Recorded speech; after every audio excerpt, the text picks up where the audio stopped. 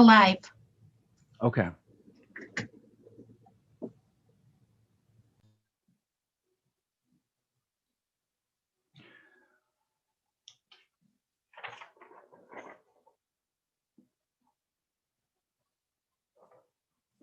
Just one moment. All right. Can everybody hear me? Yes. Okay. Good evening. This is the August 25th, 2020 special meeting of the East Lansing Zoning Board of Appeals. The board is composed of 7 citizen volunteers appointed by City Council. Our secretary is Mr. David Haywood of the city's Planning and Community Development Department. Our charge is to hear appeals from provisions of the city zoning code, chapter 50, and to grant variances when warranted using procedures and criteria detailed in the code. The code specifies that 4 affirmative votes are required to grant a variance. Now that's important for this evening because it looks like we may be short a full board this evening, and I will explain what that means in just a moment. Since 4 affirmative votes are required by ordinance to grant an appeal, the absence of 1 or more members of the board could affect the outcome of an appeal. Therefore, the board shall grant a continuance of an appeal to a subsequent meeting if all of the following conditions are met. A, fewer than 7 members of the board are present and voting on the appeal, and the appellate affirmatively states on the record the desire to continue the appeal prior to the deliberation. The appeal shall be continued at the next regular meeting of the board unless an alternative time is agreed to by the board and the appellant. Our procedure is to first review a written staff report with Mr. Haywood. Then we hear an appeal by the applicant. Next, we review written comments on the appeal. After that, we listen to comments from all who wish to speak on the appeal. Each speaker is required to provide their name and address for the record. All who speak should direct their comments to the board and refrain from engaging in dialogue with others while speaking. The applicant will then be given an opportunity for final comments. We will then enter the deliberative phase using Robert's rules. During this period, audience members may listen to the deliberations, but may not speak except to answer questions directed to them by me, the chair. In most cases, the decision is reached by the board the same evening an appeal is heard. Okay, first, Mr. Haywood, would you call the roll, please? Laxton. Here. Ditchman. Cheltenham. Here. Chaljian. Here. Hittner. Here. Lowell. Here. Smith. Here. And Bradley. We have a quorum. Okay, we have a quorum, but we do not have a full board. We are 1 member short.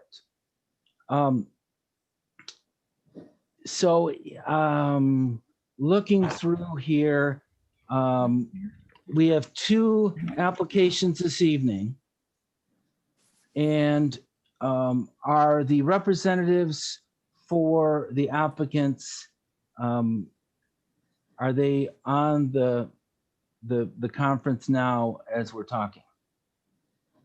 Yes. Okay. For the applicant, for the Abbot Road and Albert Avenue project, which is the MSU FCU project, who is here representing the applicant? That would be Kathy Buck. Jake, you can unmute Kathy.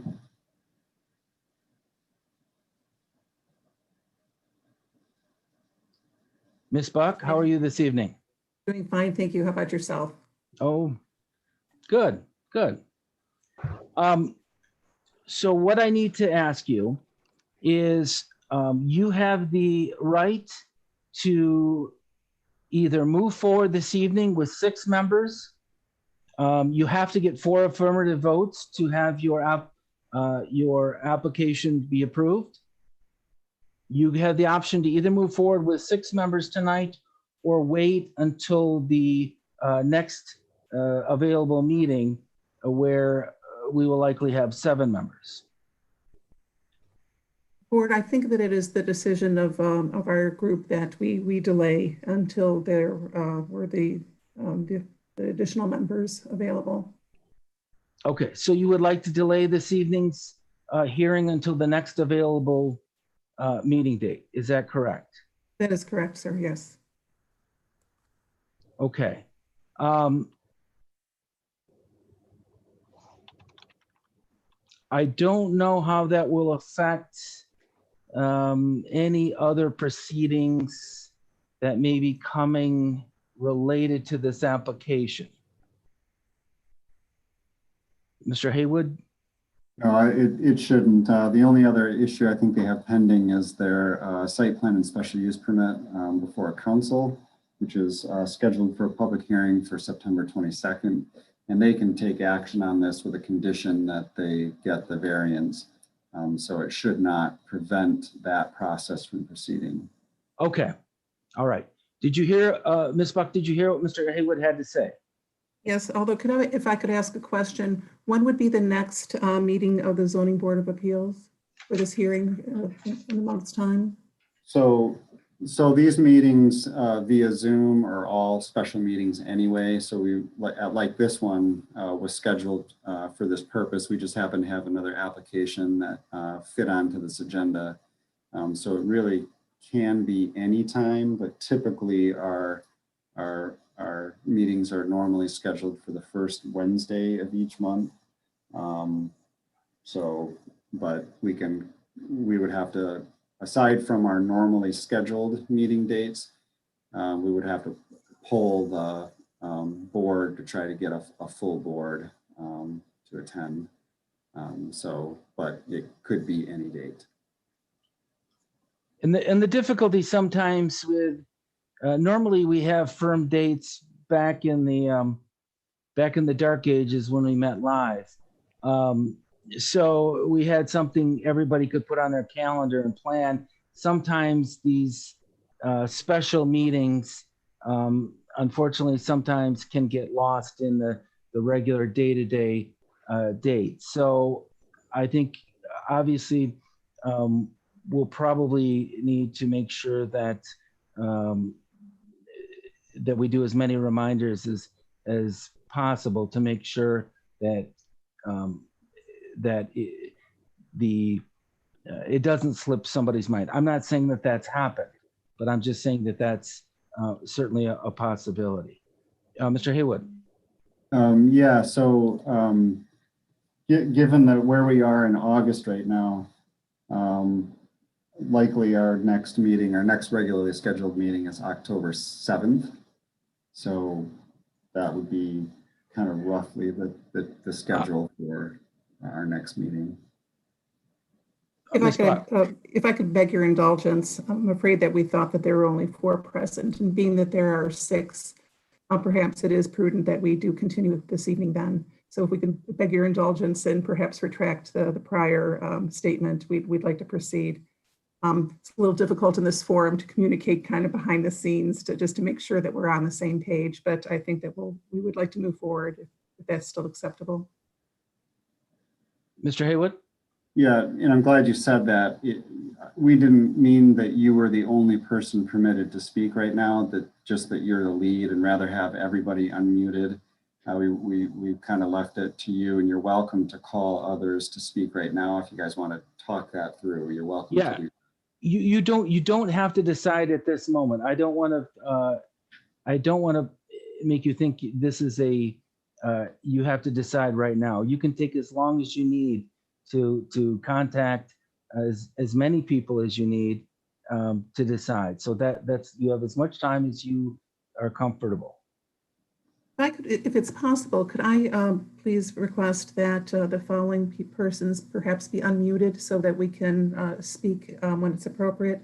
That would be Aaron Baudel from MSU FCU, Dave Mefford, my colleague from Newman Smith Architecture, Steve Owen, who is counsel for MSU FCU, and perhaps Jeff Tooley from Granger Construction.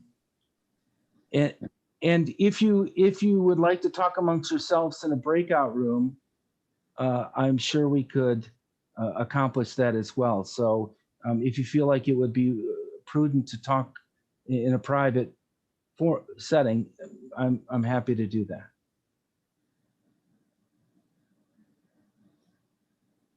I selected ask to unmute for them, but since they're panelists, they have the ability to unmute themselves at any time.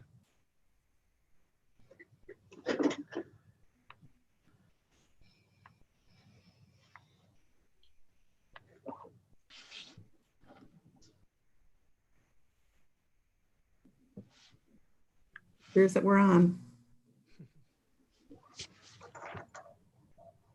Okay, would you like to have, do you have any comments for us, or would you like to have the ability to maybe talk a little bit for a few minutes by yourselves in the breakout room?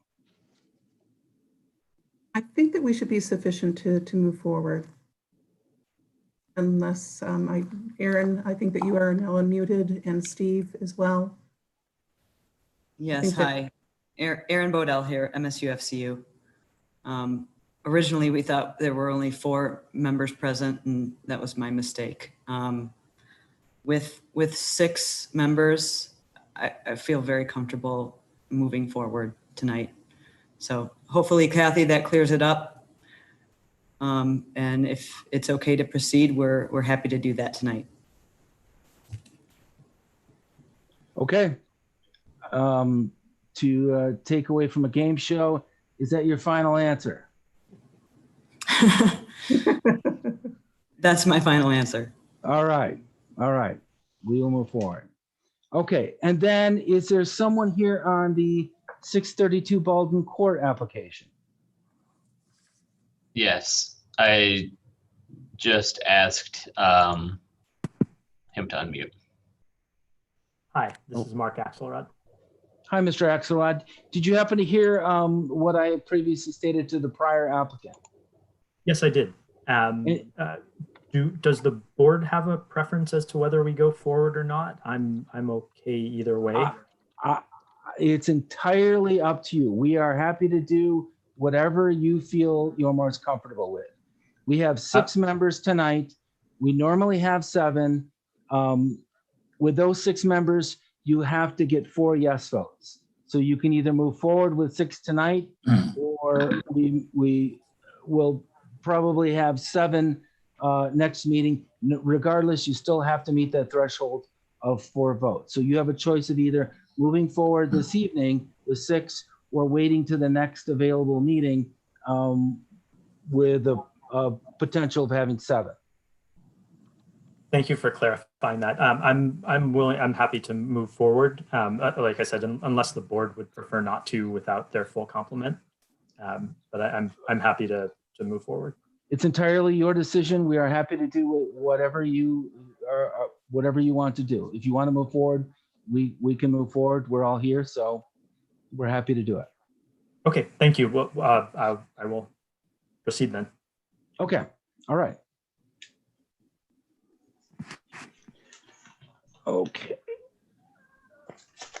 Let's get back to the agenda. First off, I would like to introduce Joshua Smith. He is our new board member. Thank you, Mr. Smith, for joining our motley crew here this evening. So this is Mr. Smith's first board meeting, so we're happy to have you. Thank you, Mr. Smith. Thank you for having me. All right. Does everyone have a copy of tonight's agenda? For the members, is there any additions, corrections, or deletions to tonight's agenda? Hearing none, all those in favor of approving tonight's agenda, say aye. Aye. Aye. Any opposed? Hearing none, tonight's agenda is approved. The next issue, the approval of our minutes from the July 15, 2020 meeting. Is there anyone that does not have a copy of those minutes? Any additions, corrections, or deletions to the minutes? Hearing none, all those in favor of approving our minutes from July 15, 2020, say aye. Aye. Aye. Any opposed? The minutes are approved. All right.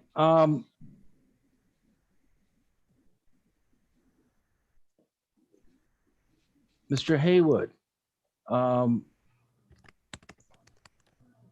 is there, I guess, let me ask as far as staff council liaison, has our board been assigned a liaison?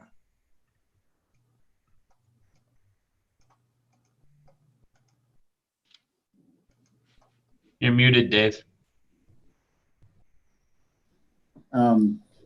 So the council did go through their appointments last night, and I was not focused on that part of the meeting, so I'll have to go back to my notes to see if there were any additions to those liaison appointments.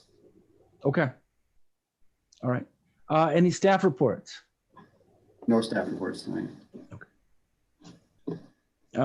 I did have the announcement for Mr. Smith joining us. I would also recognize Mr. Hittner. Mr. Hittner, are you there in the ether this evening? I am, sir. I want to acknowledge Mr. Hittner for an award, the Crystal Awards. I hope I said that correctly. That's a very prestigious award in this community for his longtime service to the community. I know I have served with Mr. Hittner on the Transportation Commission. In fact, he took over the chair of the Transportation Commission from me. And I think it is a well-deserved honor. And I would like to publicly acknowledge and thank Mr. Hittner for his service to this community. Thank you, sir, for that. I actually owe it all to you. You got me started on this trail, Brian. So thanks. It's either I doubt if you would call it, you would owe it to me. I think I blessed you with a curse. So, but either way, we are certainly fortunate to have you willing to serve on these volunteer committees. And I would like to note that there are openings for other committees. So I would ask members of the public, it's really not a big time commitment, and it's something that is really critical to our community. And I think most people would, even if it's an area you don't know anything about, you may feel like you have no knowledge. It's an interesting and fascinating way to be engaged in the community and to really get into some interesting issues and feel a part of the city and how the city is moving forward. So I just urge every member of the community to look on the city's website. There are some vacancies on various committees. Just fill one out. It's easy, it's painless. It's not a huge time commitment, and I think you will find it well rewarding. Thank you. All right. Any other announcements from any other members of the ZBA?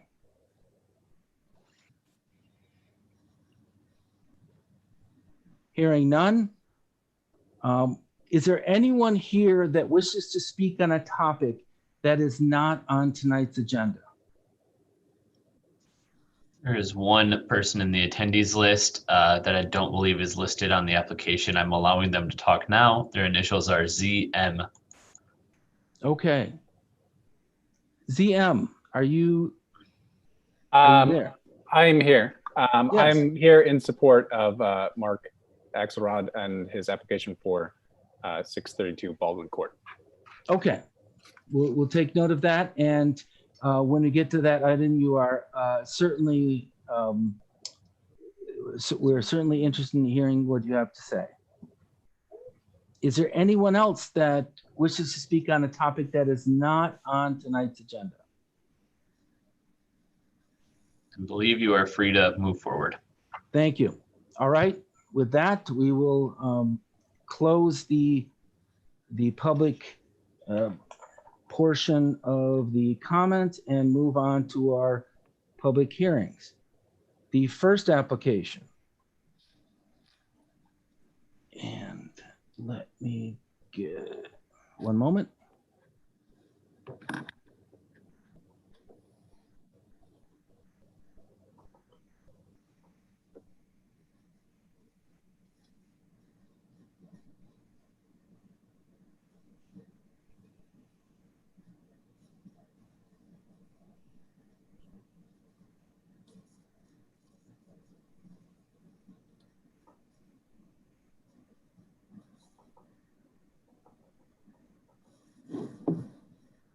Okay.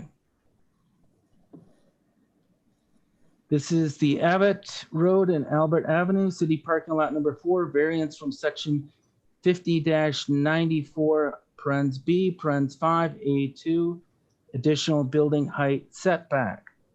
Section 50-94, parens B, parens 5A2. The portion of the building extending above the base level permitted in each use district shall be located no closer to the property line of a residentially zoned property than a distance equal to the amount of the height in excess of the base level. I'm sure everybody in the audience knows exactly what we're talking about there. So, Mr. Haywood, could you please clarify for the public what is it that the applicant is seeking and why? And a little bit of background about this property and this parcel. Yeah, sure. Thank you. So, so the Michigan State University Federal Credit Union is proposing a 7-story office building, topping out at just under 105 feet and a total of almost 88,000 square feet of combined floor area. First floor will be occupied by their credit union branch office. And then the second floor will be reserved as a community space open for the public. And then the remaining floors 3 through 7 will be general office space for MSU-FCU and leasable tenant space. The property is zoned B3, which is our city center commercial zoning district. Total site size is 0.3 acres. It is the location of the current former city parking lot number 4. It's at the southeast corner of Albert and Abbot.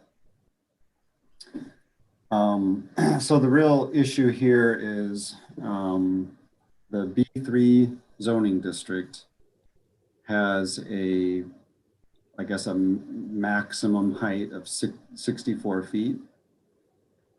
There is an option to go higher than that, but in doing so, they have to get a special use permit.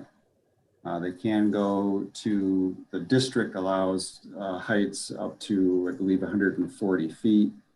In this case, they're proposing just under 105 feet. But when you go over the base height allotment of 64 feet,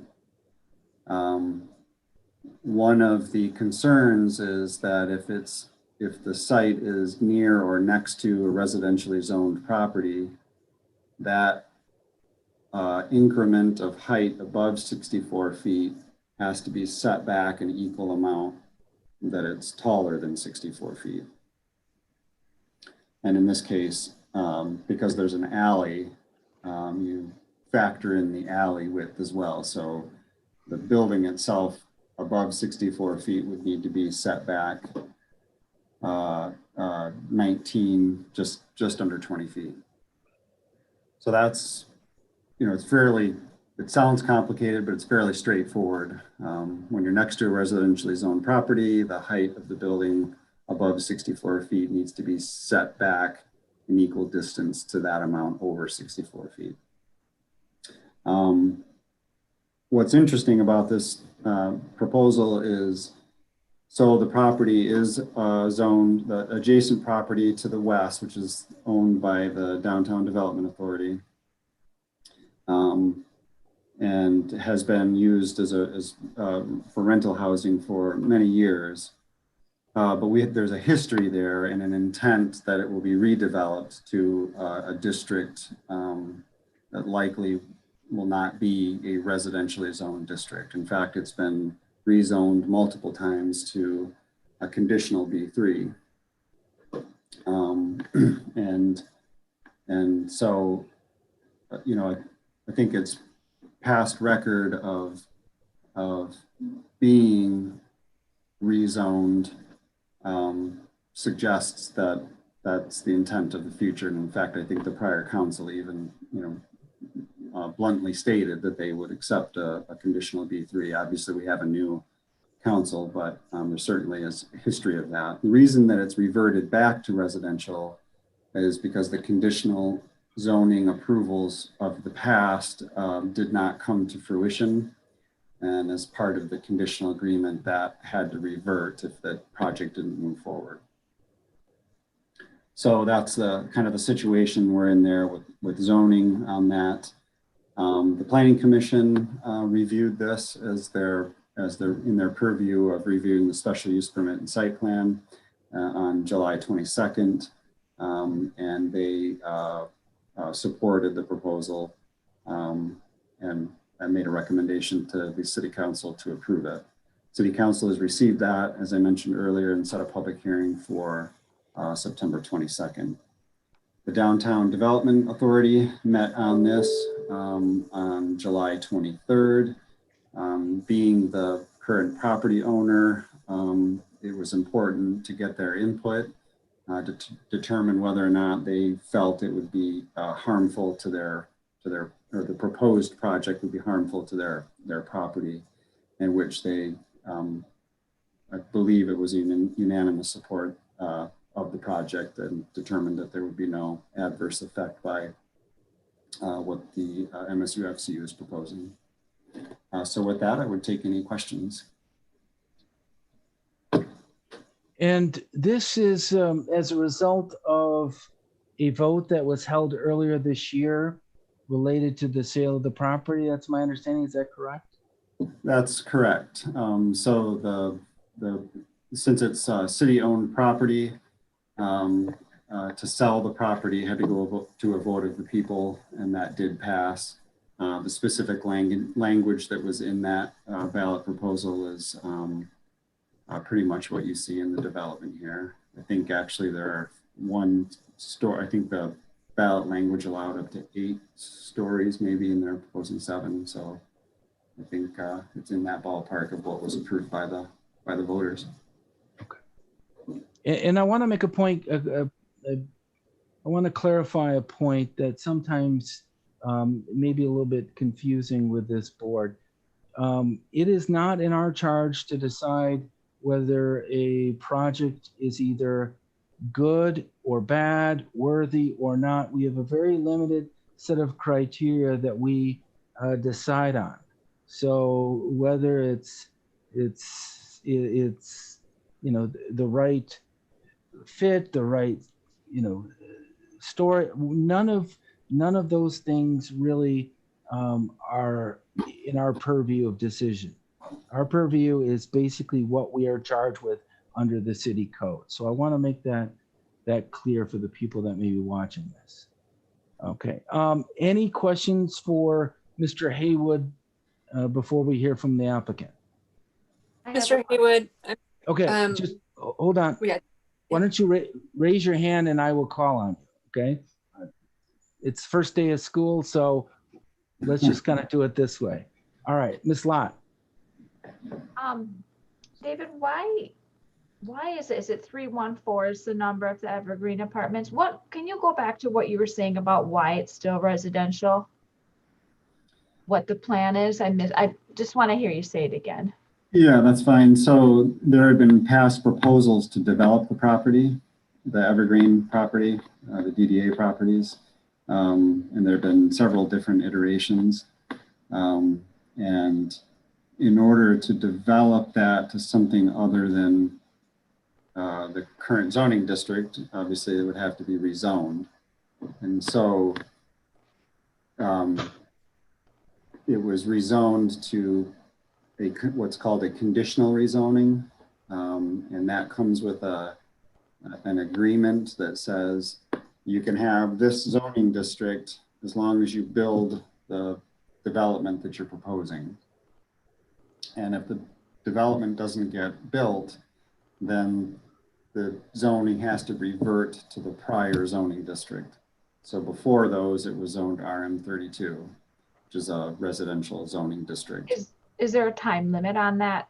Yes, there is. And what do you know what that is? I don't, well, they can be different depending on the development.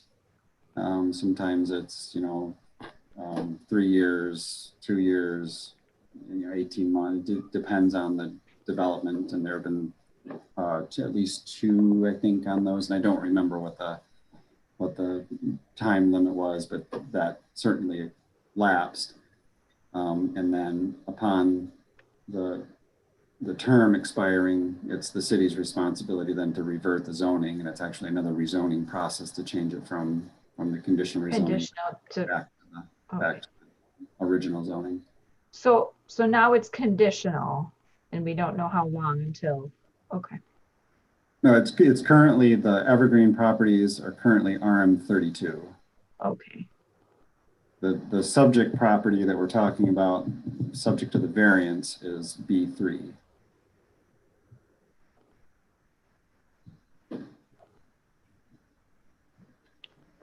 Does that help? Or? Yeah.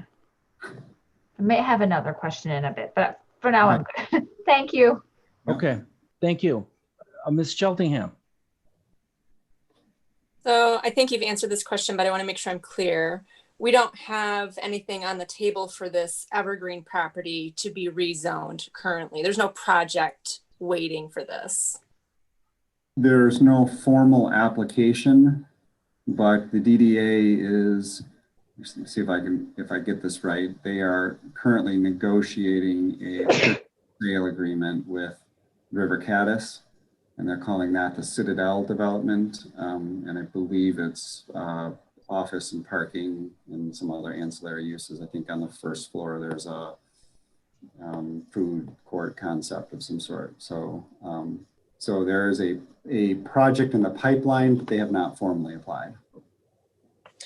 Okay. And I believe that you said earlier, and my audio kind of broke up, that you spoke to the property owner at Evergreen, obviously, and not obviously, but I believe that you spoke to them, or someone spoke to them rather, and they indicated that having a variance for this building with MSUFC would not be a problem for them. In particular, they weren't opposed to it. Is that right? That's correct. So the property owner is the Downtown Development Authority, and that went to the board on July 23rd. And so in your packet is a letter from them stating that they don't have an issue with the proposal. Dave, a couple more questions. One, it's my understanding that the DDA has indicated that it is the intent that this property be developed into non-residential property at some point, either now or down the road. Is that correct? Yes, that's correct. Okay. And that if this property, which is in essence owned by the city, is the only property that is affected by this construction, and if the property had already been zoned B3, we wouldn't even be here. Is that correct? That's correct. Okay.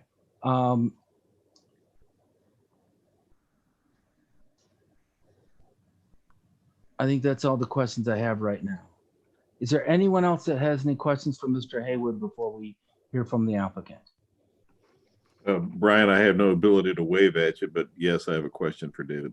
Okay, that works. So the upshot of this is if they don't get a variance from us this evening, they have to whack 20 feet off the west side of this building plan. Is that right? That's correct.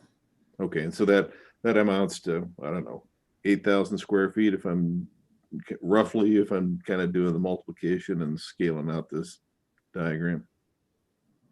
Like yeah,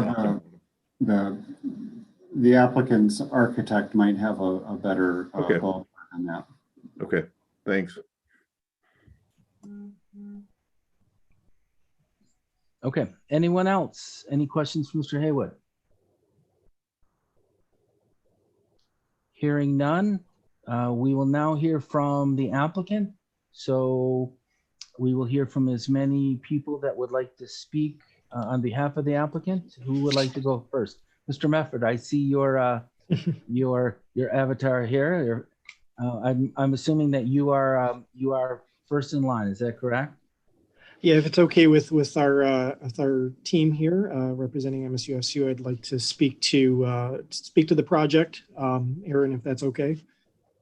And then first tell us about the project and tell us why you're seeking the variance and why it fits in with the criteria that would allow us to grant a variance, if you would, please. Yeah, my name is Dave Mefford. I'm an architect with Newman Smith Architecture and was involved heavily with the design of the building. And the site itself, as we know, in terms of the public sale of the land, formerly Lot 4, there was specific ballot language written for this building, as Mr. Haywood noted, 8 stories and 112 feet of maximum in height. And this site is unique in that, it's kind of created from a couple of different circumstances where obviously Lot 4 is there, and then also the reconfiguration of Albert Avenue. The site itself is about 1/3 of an acre. And as you go west on the site towards the adjacent DDA owned land, it tapers down. And to Mr. Hittner's kind of, expressed discussion about, how that relates to square footage, it's kind of a two-pronged issue that we're dealing with, and that because of the way the site works is set up, essentially what we're working against in terms of the public frontages on Albert Avenue and Abbot Road, a lot of the basically the essential building elements, egress stairs, elevators, service, are all against that north face, and they also span all the way to the west edge of that site to the alley where all the servicing occurs. So not only would it be taking away a considerable amount of usable area within the building, which in the age of COVID, as we're all here virtually, in social distancing, is a unique problem that we're going to be working through here for years to come. But also it would interrupt the ability for the building to function just overall. In terms of accessing the upper floors of the building from an egress standpoint in the event of an emergency, those stairs would not work where they're currently placed if we had to set back the upper floors of the building with proximity to the currently zoned residential land owned by the DDA across the alley. And I think, just as it relates to the affirmative public vote relative to the design as it was presented for the vote, the fact that the adjacent site, currently is residential, but it's formerly was zone B3, like the site we're talking about here for the MSU-FCU building, and then really kind of working against the recent developments of the Center City District and the Park District in very close proximity across the street. We feel that this building really speaks towards the current and future land use plans. I don't know if Mr. Haywood could speak to this, the overall intent of this area of the downtown core. This builds upon those recent successes, and we feel as though the building as it's designed works against the intended uses for the adjacent parcel of land, as well as evidence with the approval or the unanimous approval of the DDA with their letter, which I believe has been expressed to the board here this evening. To that, I would open it up to my teammates and colleagues if there are any additional comments that they'd like to make.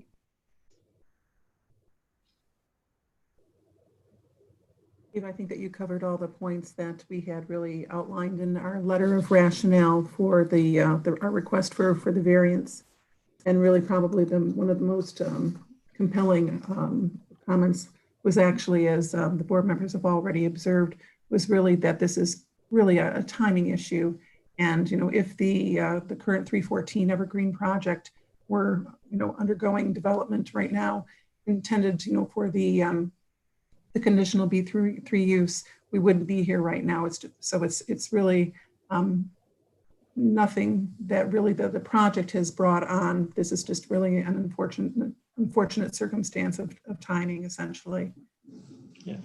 Ms. Buck, to that point, I think, as noted in the public documentation relative to the RFP for the Evergreen parcels, the River Caddis project is completely commercial from what I've seen in terms of its overall uses, in terms of parking and office space. And then I think there's restaurant or potentially retail at the ground level. So.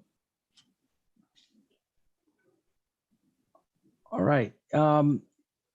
Is there any questions for either one of the applicant's representatives? Can you talk a little bit about the size of the lot in relationship to the project?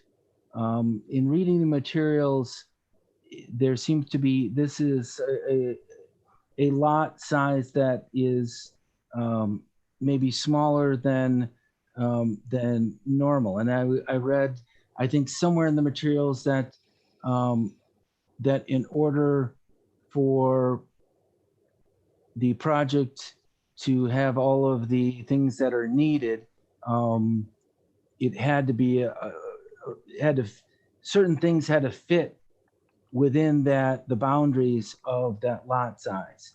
Can you kind of expand upon that and talk a little bit about the challenges, if any, with doing a project in that space?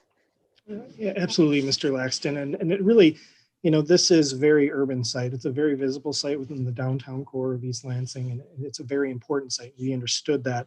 And quite frankly, working very closely with Mr. Haywood and others within the planning department, we look to really take this, like I said, it's a smaller parcel of land that was really created by pushing Albert Road further south to kind of basically get to about 1/3 of an acre.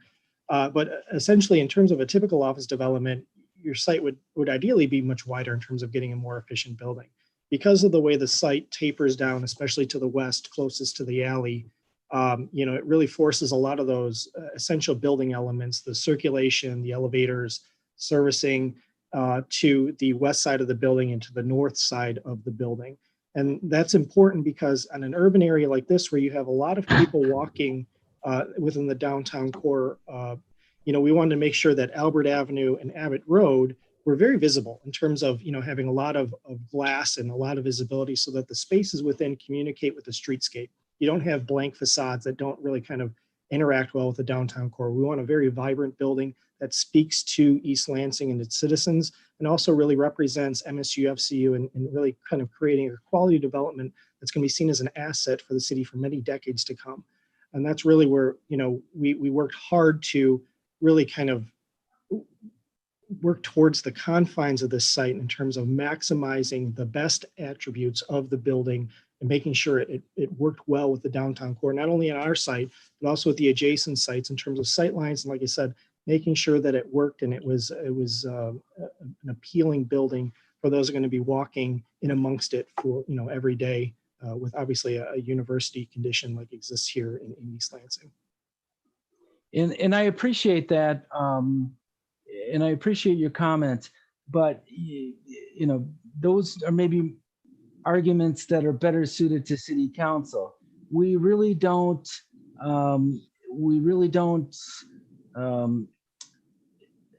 take into consideration the utility of a project, because we're really focused on the physical aspects of the property itself, rather than whether it's good for the future or not. So can you tell me a little bit about, let's say, for example, you did not get your variance this evening. And I think, as Mr. Hittner alluded to, it would cause maybe a 20-foot setback from where you want to build. How would that affect your project? Well, I think, quite frankly, it would be extremely difficult to make the building work. The egress stairs that exist within the building are configured in such a way, because we are bound by code considerations in terms of separation, to where, I think maybe you might be aware that in most buildings, it's certainly a high-rise or mid-rise building. We have many stories. In the event of an emergency, you need to be able to access places of refuge or places of egress in order to get out of the building safely. And in this building, because of the tight confines of the site, you essentially have a stair on the west end and you have a stair on the east end. And if you lost that depth on the upper floors, it would eliminate the ability for that stair to exist on the west end of the building. So it is extremely critical for us that this variance is granted in order to make sure that the building functions as required from a code standpoint. I think that furthermore too, that, if we were not to get the variance, that really it would be a complete redesign of the building, and really not certain that we could fit the program, within it at that point, and certainly would not be able to have the program at the first floor that works.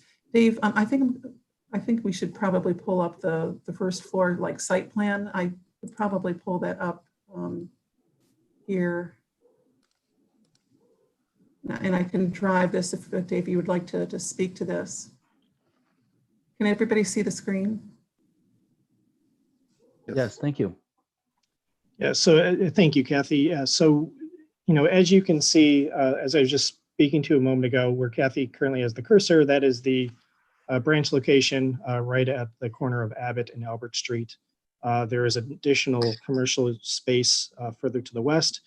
But then on the far west end of the building and then across the northern face are really, the service and then all of the core components of the building. The egress stair, the elevators where Kathy is currently hovering over are positioned in order to, at opposite ends of the building in order to preserve path of travel to, in an event of an emergency of getting people out of the building safely.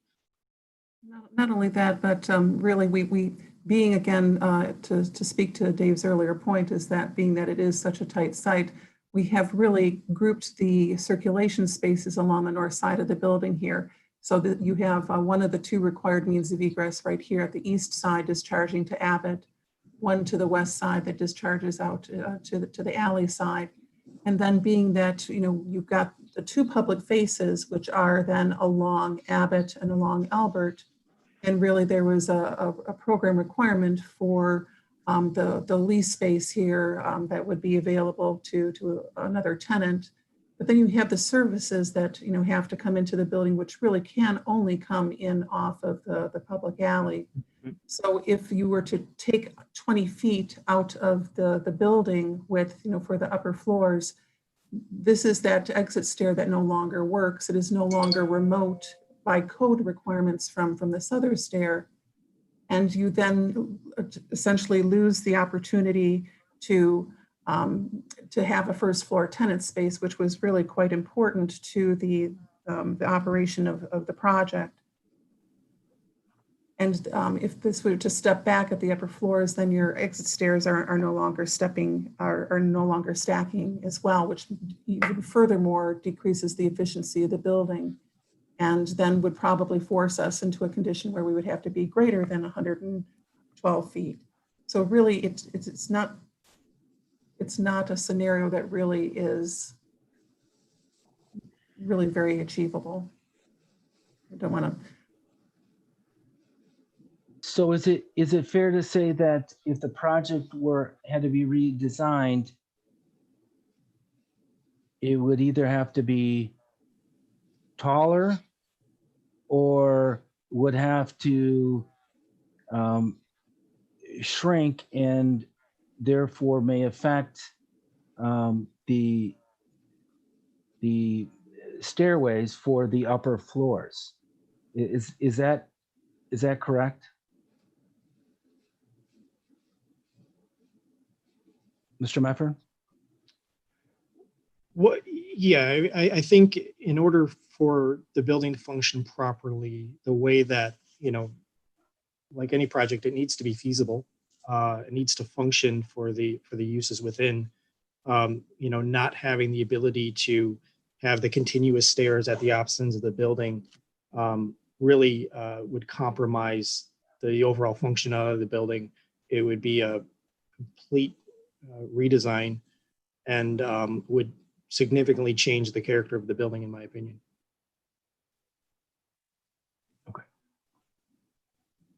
Does anyone else have any other questions? I have a question. Sure. There was some discussion about a program requirement. If we go back to that original, that's fine. A program requirement in that leased space, which is just to the, I mean, if I'm looking to the left there, yes. Can you talk a little bit about why that's a requirement and why that space is so important?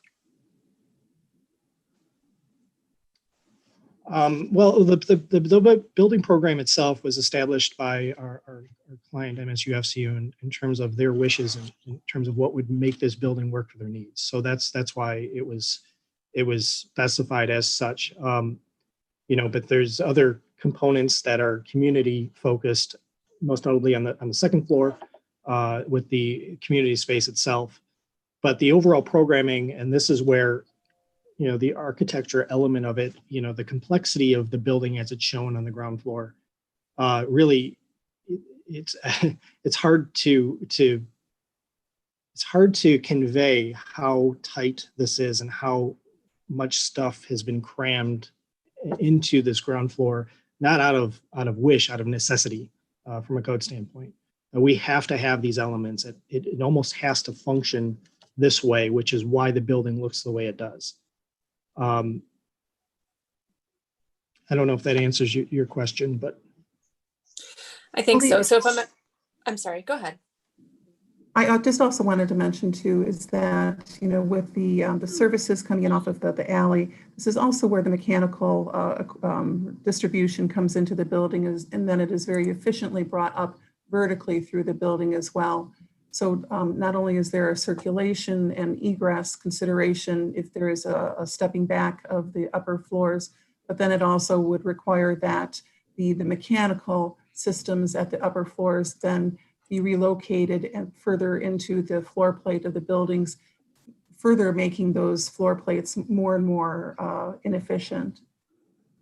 And Kathy, if I could also speak to, you know, one of the more critical aspects of this, and it unfortunately is not conveyed here, but anyone that has walked this area of downtown East Lansing, there is a fair amount of grade change. And again, going back to the small size of the site, from an egress and exiting standpoint, also from an ADA, Americans with Disability Act standpoint, again, very significant code considerations that we've incorporated into this. Kathy, if you could start to highlight some of the ramping that exists throughout the building. Basically, there's multiple feet of grade change from the east side of the building to the west. And that's another consideration that really kind of forced our hand in terms of how this building laid out.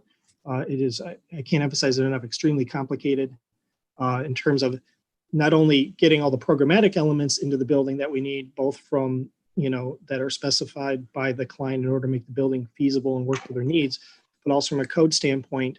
And then also the other layer of the municipal concerns in terms of working with the city of East Lansing, the zoning considerations, and really making sure all three of those elements kind of dovetail together and function properly for the site. And that's where, you know, that kind of spine of essential uses across the north side of the building, you know, we're all work in conjunction with one another in order to make all of those elements work. You know, making sure that you can service the building off of the alley appropriately, making sure that, you know, firefighters in the event of an emergency can get into the building and quickly, you know, get to their key stations and assess and service the building and service the people within, and making sure that everything works safely.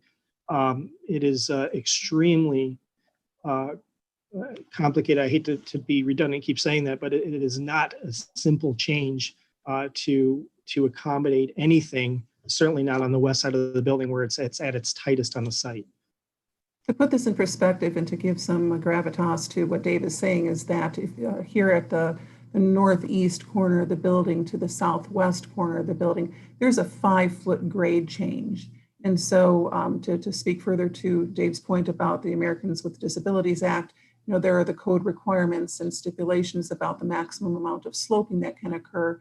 And there are, you know, further requirements in the building code about, you know, the maximum slope across an egress path.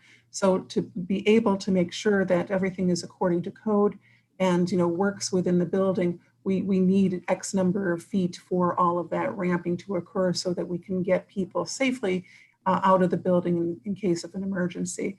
But the 5 feet grade difference, grade change across the site is quite significant. Thank you. That fully answers my questions, I believe. Thank you. Is there anyone else that has a question for the applicant? I can't see you, so I actually have a quick question. yes, Mr. Smith. Thank you. Is it fair to say that given the site location, which is just inherent in the property and you guys have no control over whatsoever, that absent a variance, this really isn't a very efficacious project? Is that a fair statement? I'm sorry, Mr. Smith, I didn't catch the last part of that. Yeah, I'll just repeat it. Given the problems that you've identified with the site location, the physical limitations, the grade changes, the streets, etc. Given all of the code requirements that are there, that this project becomes highly unfeasible without the variance. Is that a fair statement? Well, I'd let our client speak to that specifically, but I can say that, you know, all projects of this type are very difficult, but this site in particular is extremely difficult, as feel like we've accomplished a very good design that complements, you know, the downtown core and works for the citizens of East Lansing. But if Aaron or one of her colleagues would like to speak to that, that'd be great. Yep, sure. I think that's a very fair statement, Joshua. We would essentially probably lose that space on the first floor. Really what we have on the first floor is the branch, a lease space, and the rest of the space is all circulation, mechanical, electrical. So we would really, we have to maintain those stairwells, all the mechanical and electrical operational space. We'd really lose that lease space. It would certainly affect our programs on the other floors. It would change the structure of the building. It would probably make it less of a building from an aesthetic standpoint. It would be problematic for us. We definitely have to rethink the project. Thank you. Any other questions, Mr. Smith? No, I do not have any further questions. They answered them quite well. Thank you. Okay. Is there any other member that has any questions for the applicant?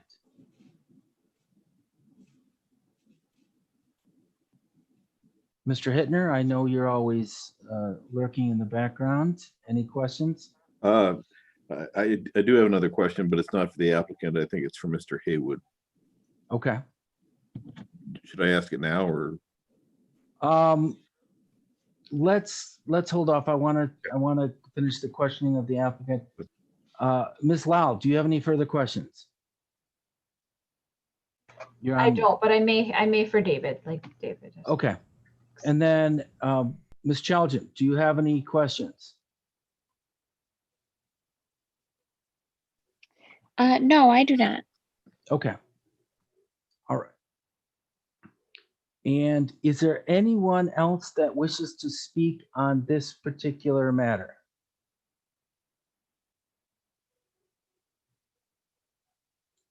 Seeing none, we will close the public comment portion of this hearing.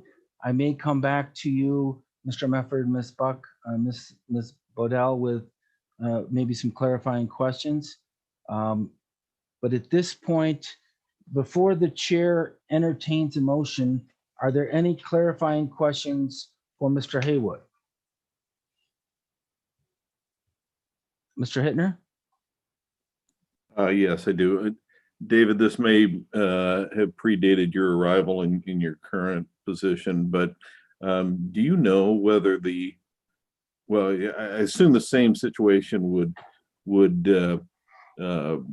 be presented to the developers of the hotel building that's on the south side of Albert Street, and also adjoining what's once again the RM32 zoning district. True?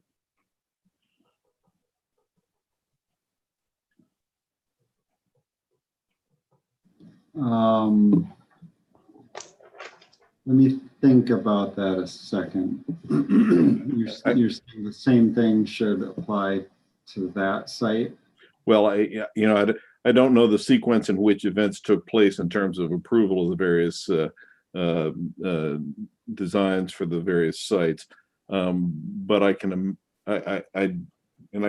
know whether the hotel has any setbacks that are the product of their increased height, because I think that building's higher than the credit union's proposal to start with, right? Yeah. Let me noodle on that one a second.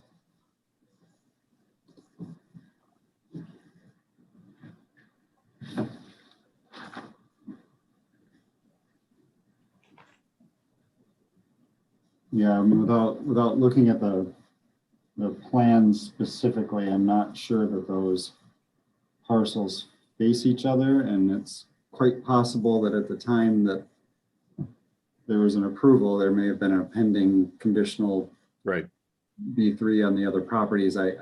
You're right, I don't know the sequence of that without further research. Okay, all right, thanks. Anyone else have a question for Mr. Haywood? Seeing none, before the chair entertains a motion for to allow us to discuss this, I want to clarify for the public that in order for us to grant a variance, there are 5 conditions that are contained in the ordinance 50-64 3 parens A, and all 5 of those conditions must be met, and the motion must be based upon at least one or more of the special findings that are outlined in 50-64 3B. And I'll just refer the audience to the hearing materials that are listed or attached to the website, which would have this video. So you can look up for yourself what are the criteria and what are the special findings. So with that being said, the chair will entertain a motion if someone wants to make a motion.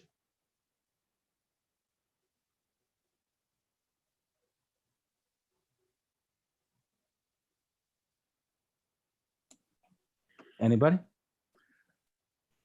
Well, it will be clumsy given the nature of the waiver that's being sought here, Brian, but I'll give it a go.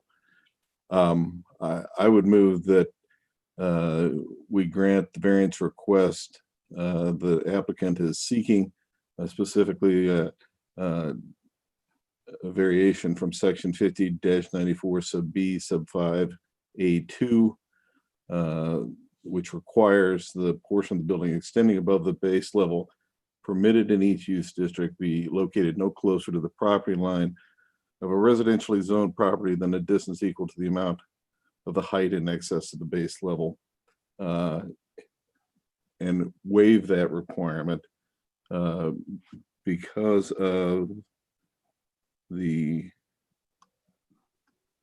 special condition or special finding 1, that there are practical difficulties resulting from the physical characteristics of the property in question, which make it unfeasible to carry out the strict letter of the zoning code, in that the building cannot be practically reconfigured to meet the needs of the applicant, the needs of the tenants, or any public uses that the building may have, if we were to enforce the code as written. I don't think that was clumsy at all. Is there a second? Second. Okay, Mr. Smith seconds. Is there any discussion? Any thoughts, comments? Mr. Hittner, do you have any thoughts about your motion?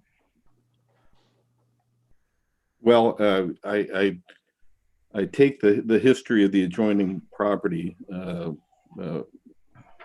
for the meaning that the applicant would have us. The fact that it is for the moment residential property, which creates the need for this variance is I certainly transitory. I suspect in short order it'll go away.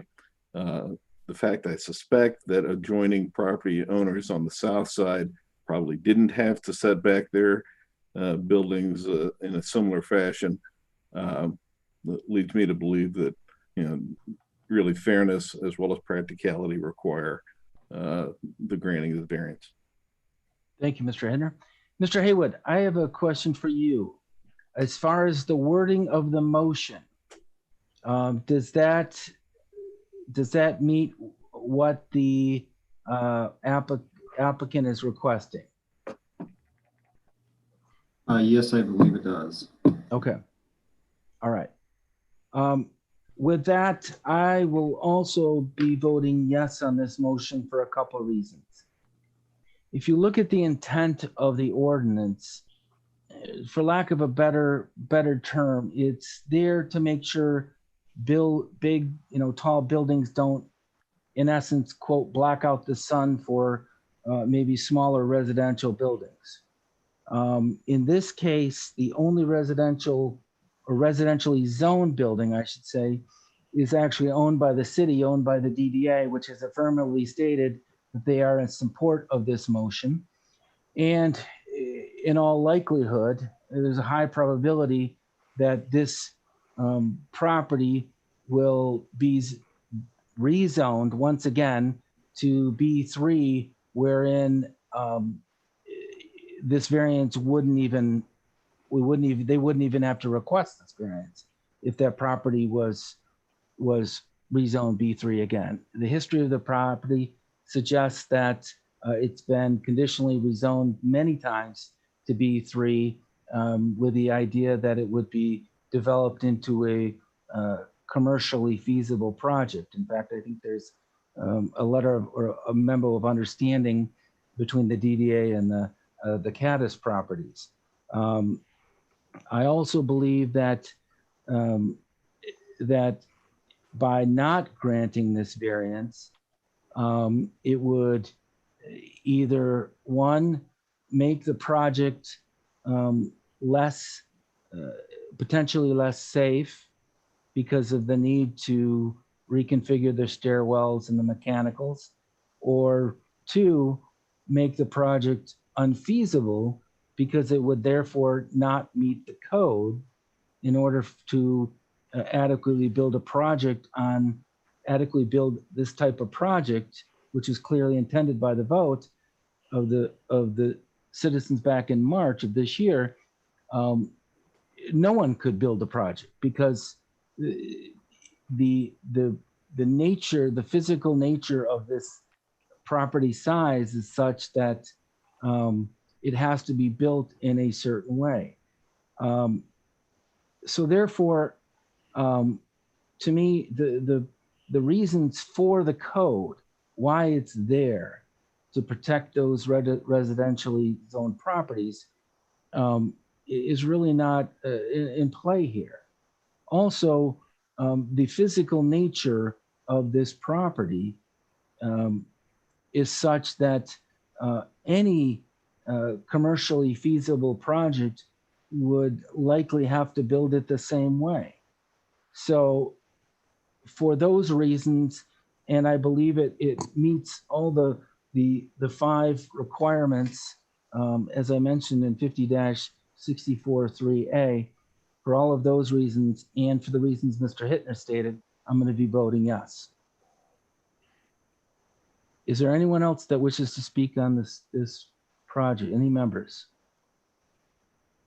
Yes, hopefully, Okay. very briefly. I agree pretty much with what you and Mr. Hittner said. You know, in addition, if you are familiar with that property, and at various times, you know, that was a property I would pass nearly every day. It's just inherent in that property. It's a very difficult site for any kind of a building. So, I mean, the inherent characteristics of the property very much qualify it for, in addition to the 5 variance conditions, special finding number 1. You know, without the variance, it would just be too compromised of a project, I think. Thank you. Ms. Lal. I'm inclined to vote yes as well, but how do we assume that the development in front, I'm sorry, I forgot what it's called. There've been so many, how the one that is getting the hotel to, the one right next to it, it would be just to the south of it. The Abbot? Yeah, the Abbot. Would that development have been subject to this same variance request, or is it not next to 314? I'm just, I don't want to not matter in your opinion. To me, it might. I don't want to step on Mr. Haywood's toes, but I don't think that's zoned in the in a residential. It's not zoned residential, so therefore this requirement would not apply. Okay. Is that correct? Is that correct, Mr. Haywood? Yeah, so that's part of the Park District project, and there are 2 buildings. There's the Abbot right on the corner, and then there's the Graduate. Okay. The Graduate would more likely be, if it was going to be applicable, it would be applicable to that one. But I don't know that it could have been at the time the Evergreen properties were zoned conditional B3. Without looking at the history, I don't know. If it were applicable, that may have been the scenario why it wasn't required. Okay. Thank you.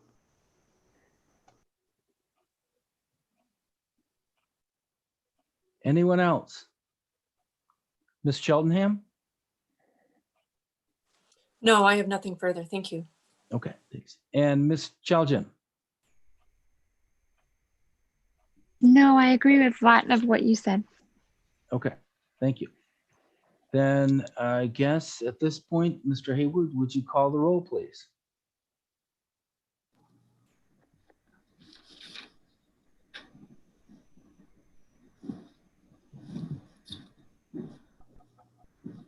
Laxton.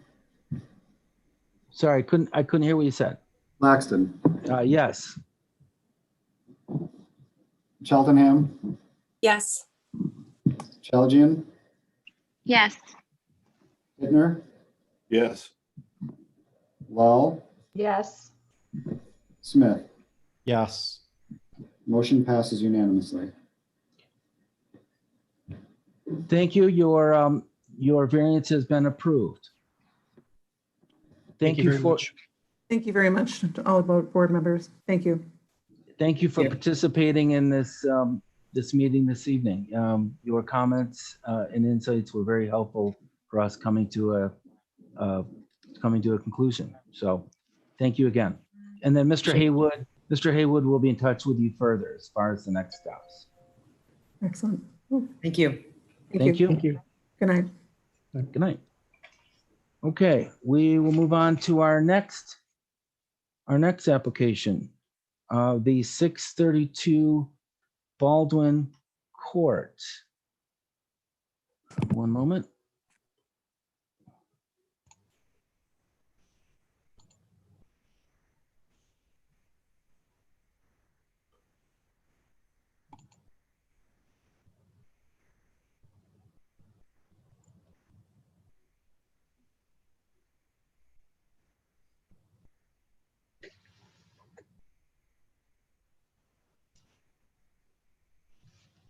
There we go. Okay.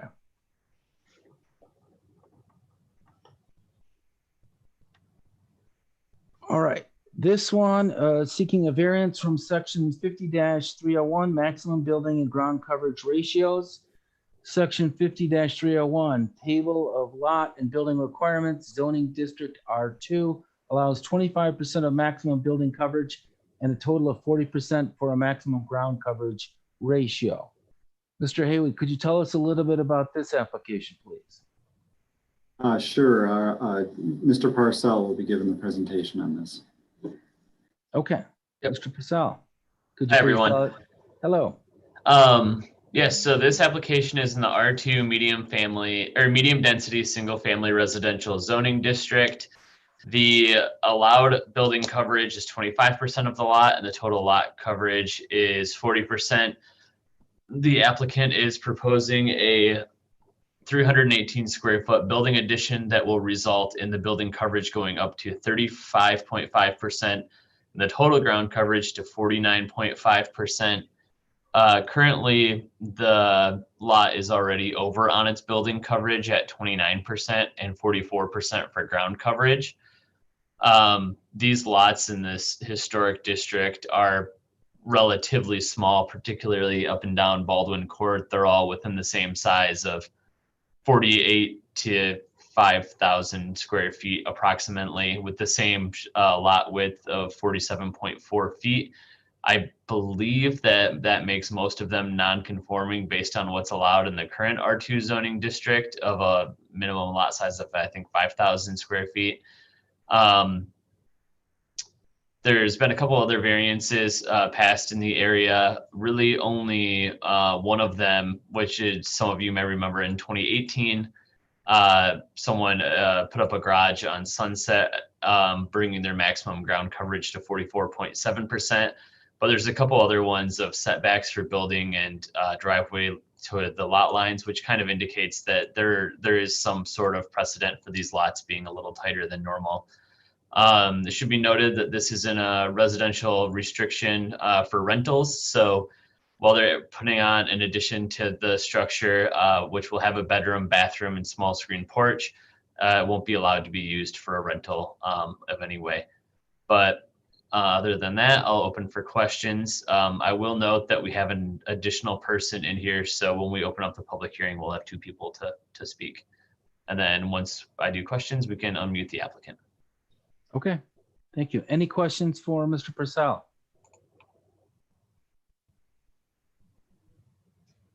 Okay, hearing none.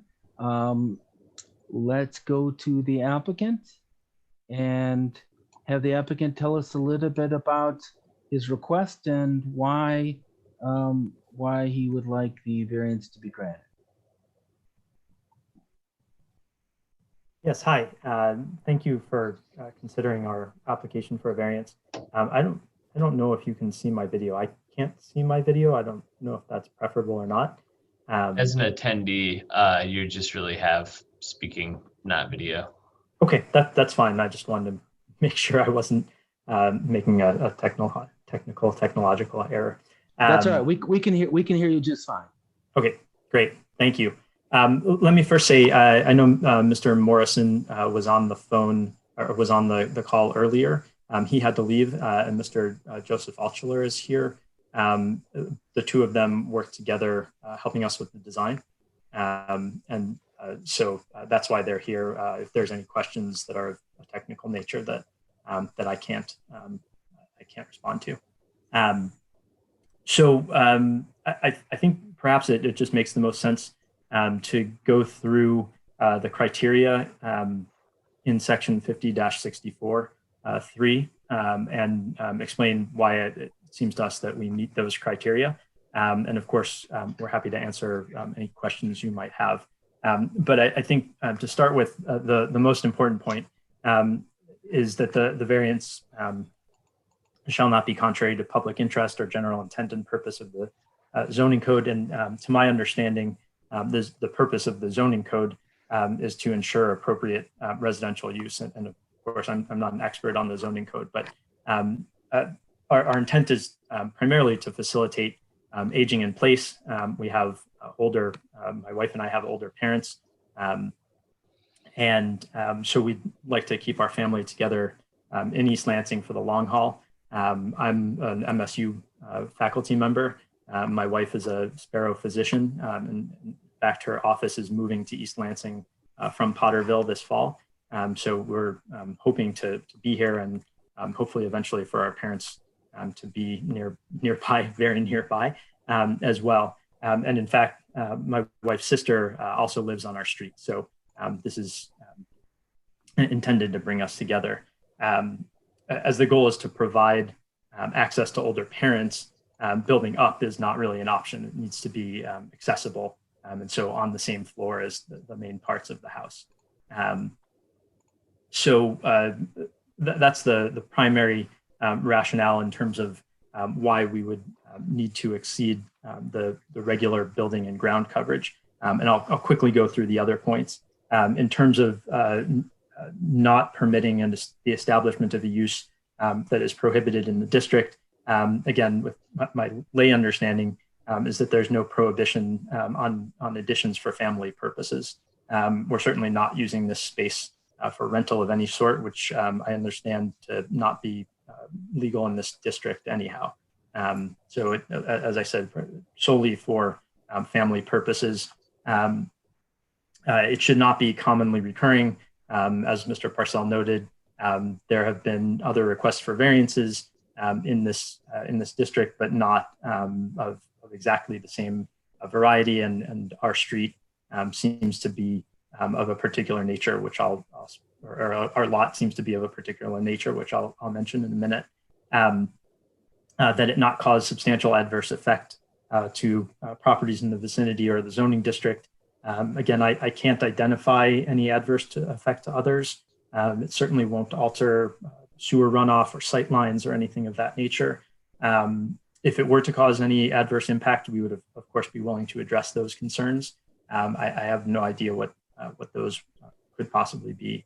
And lastly, that the variance shall relate only to property as described in the application for the variance, and I can confirm that to be the case. So in terms of all five required conditions, it's my understanding that our application meets all of those conditions. In terms of the special findings, I think the most relevant is the first special finding, which is that there are indeed practical difficulties resulting from the physical characteristics of the property. As the staff notes indicate, and as Mr. Parcell mentioned, our lot size and width are smaller than even most of the surrounding lots, which are already at the smaller end of the R2 district. As such, we have much less space to work with in order to achieve those family goals. And as I said, in particular, if we're focused on making it accessible, it does require that we would add something on the same level as the current structure, which would necessitate extending to further coverage of the lot. So I don't have as obviously only a layperson's understanding of this material, but I hope that that conveys why we feel that it would be important to have this variance in order to continue in our house, which we very much like, in the neighborhood, which we very much like. So I'm happy to answer any questions you might have, or try to answer any questions you might have. Okay, thank you. Did you say there was someone else that was to speak on this matter? Yep, I have allowed them to talk and asked them to unmute. Okay, all right.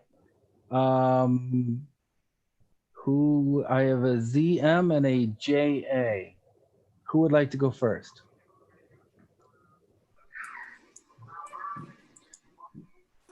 JA. I'm JA, aka Joseph Altschuler. Okay. I'm a designer working with Mark and Marissa on this project, but I don't know that I don't think I have anything to add. I think he summarized it pretty clearly, but I'm more than happy to answer any questions. I think he summarized all of our important points. Okay, thank you. Is there anyone else that wishes to speak? Okay. Is there any member of the ZBA that has any questions for the applicant?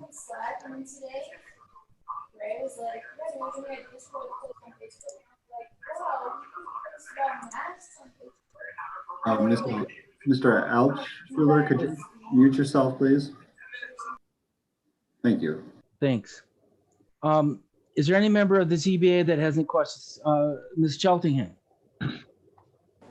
Just a clarifying question. As I understand it, the proposed addition is simply, is it like a porch or a patio? And this is for, what's the purpose of it, if I could ask that? So kind of what Mr. Axelrod just said, it's to help facilitate living in place. It's a ground floor addition on the back that is a bedroom, bathroom, and then a small enclosed porch. And it's accessible from the ground floor, so there's no need for stairs in any way. So their relatives, or for when they need to, can reside in that room. But they don't really have much other room to build out for in terms of adding bedrooms on the lot. Okay. Thank you. All right.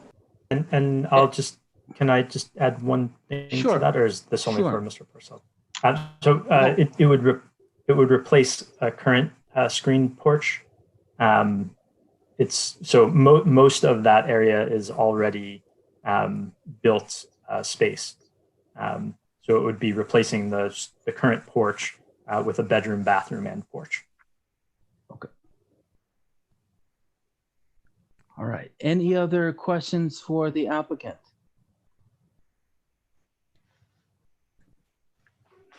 Mr. Hittner? Thank you, Mr. Lax. And Mr.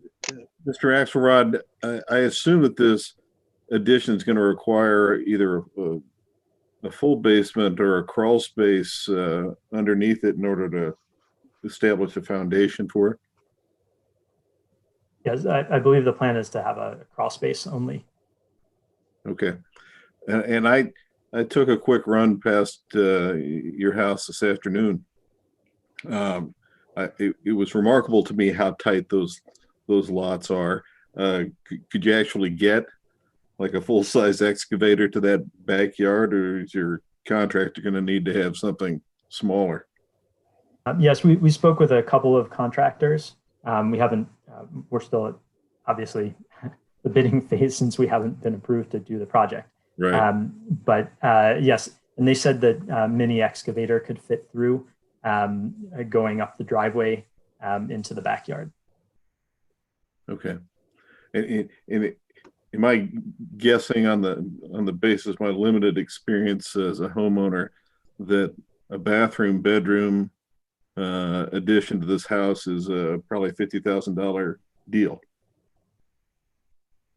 We've only seen one bid that was well outside that, much larger than that proposal, than that number. We're waiting on number of bids from contractors, obviously contingent on Right. having a variance to do the work. All right. One other perhaps semi-impertinent question, but I'm going to put it to you nonetheless.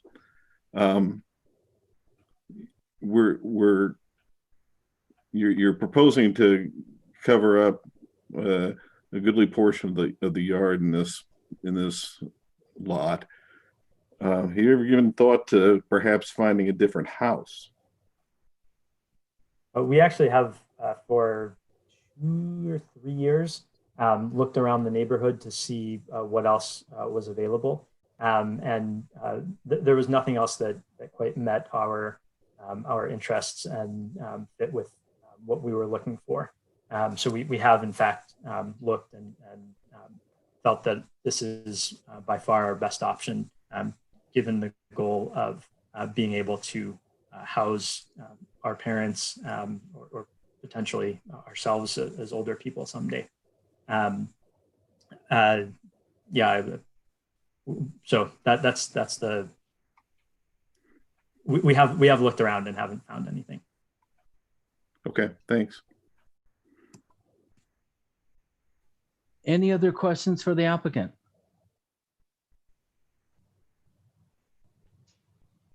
Okay, seeing none. Any clarifying questions for Mr. Haywood? Mr. Haywood? I just wanted to make sure that the caller, Zach Morrison, had an opportunity to speak. I know we offered him to unmute, but I just want to positively make sure he had a chance to speak.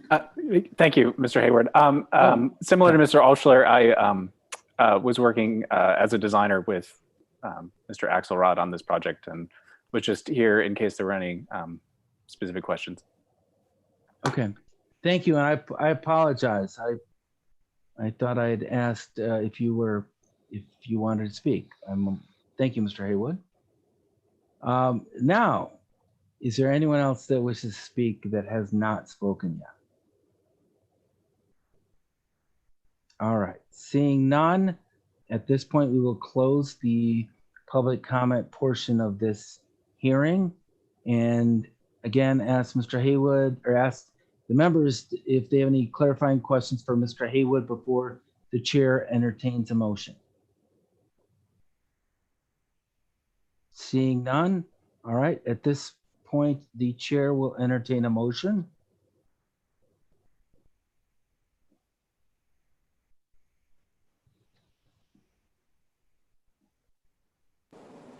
Okay, I'll try this motion. All right. A motion to allow a variance under section 50-301, which states that under zoning district R2 allows for 25% of maximum building coverage and a total of 40% for a maximum ground coverage ratio. And this variance is for property at 632 Baldwin Court, and it would allow the property owner to build an addition of 318 square feet of building coverage, and that was the 35.5%, and then ground coverage at 49.5%. And finds under special finding number 1, the physical characteristics of the property create practical difficulties for the property owner to improve the property. The property is also smaller than what is the minimum under the code, under the R2 zoning code, which creates the inability of the property owner to build and improve the property in how they would like to improve it with that addition on the property and still comply with the ordinance. And in addition, other properties have been granted the variance and similar aspects and ratios, and it makes sense considering the limitations with the size of the properties in this neighborhood. Okay, thank you. Good job. Thank you. Is there a second? I'll second. Susie Okay. Chalgen. Ms. Chalgen seconds. All right. Is there anyone that wishes to comment on this? I have a question for Mr. Haywood.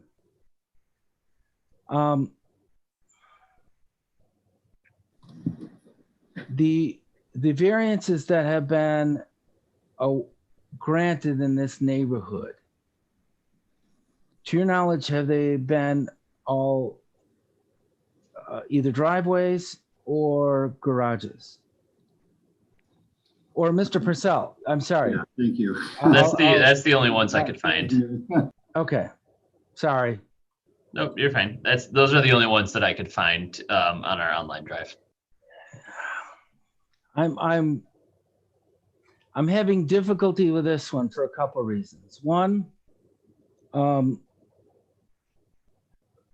most of the time when we grant variances for non-conforming uses, we tend not to expand the non-conforming use, but we do allow, for example, a garage that is falling down to be replaced by a modern garage, because oftentimes the older garages were built for cars that were a lot smaller back when they were built, and other properties in the neighborhood have normal sized garages. So we typically allow garages to be rebuilt in maybe a larger footprint to accommodate modern garages and allow them to rebuild them so they're not falling down and usable. Conversely, we also allow driveways, the same thing, for the same reasons. Larger cars, maybe the driveway is crumbling, maybe it's dirt, maybe a wide variety of reasons. But we typically allow the expansion to rebuild a situation that has fallen into disrepair to preserve the property. Here we're talking about neither one of those. In essence, basically expanding a new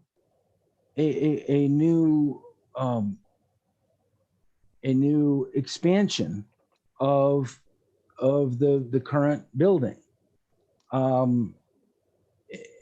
And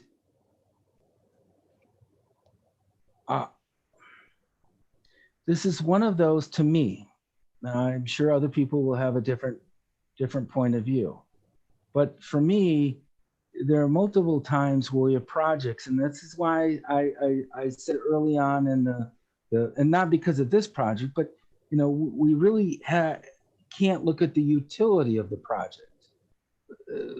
Oftentimes we have projects that are, good projects that are good for the community, good for the property owner, good for the, for the neighborhood, but they don't meet the requirements of what we're allowed to do.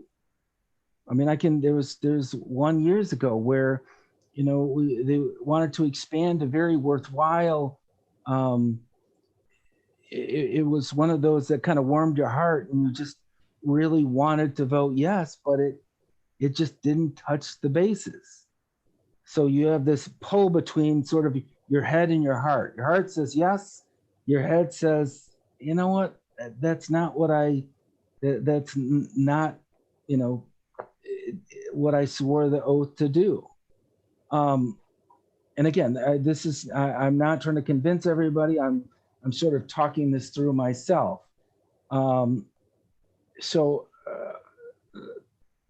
If someone believes this is a project that meets the standard, please help me out here.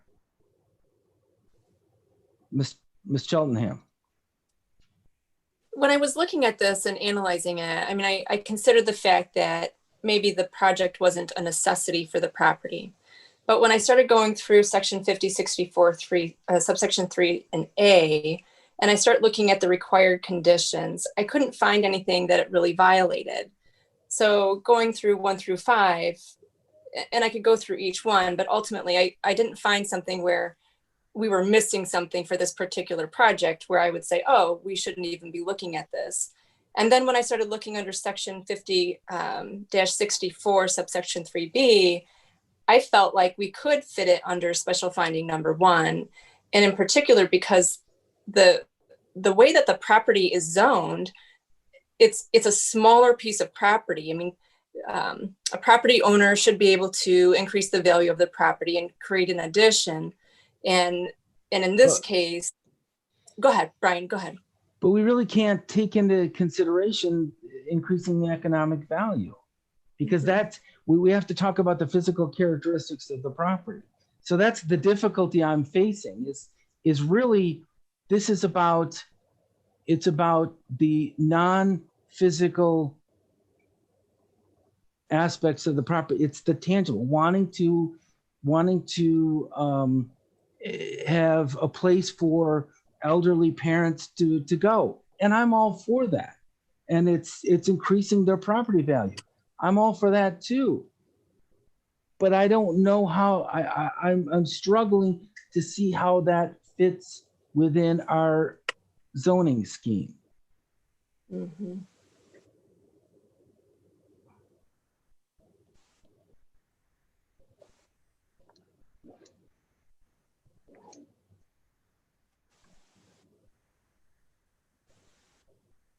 Anyone else?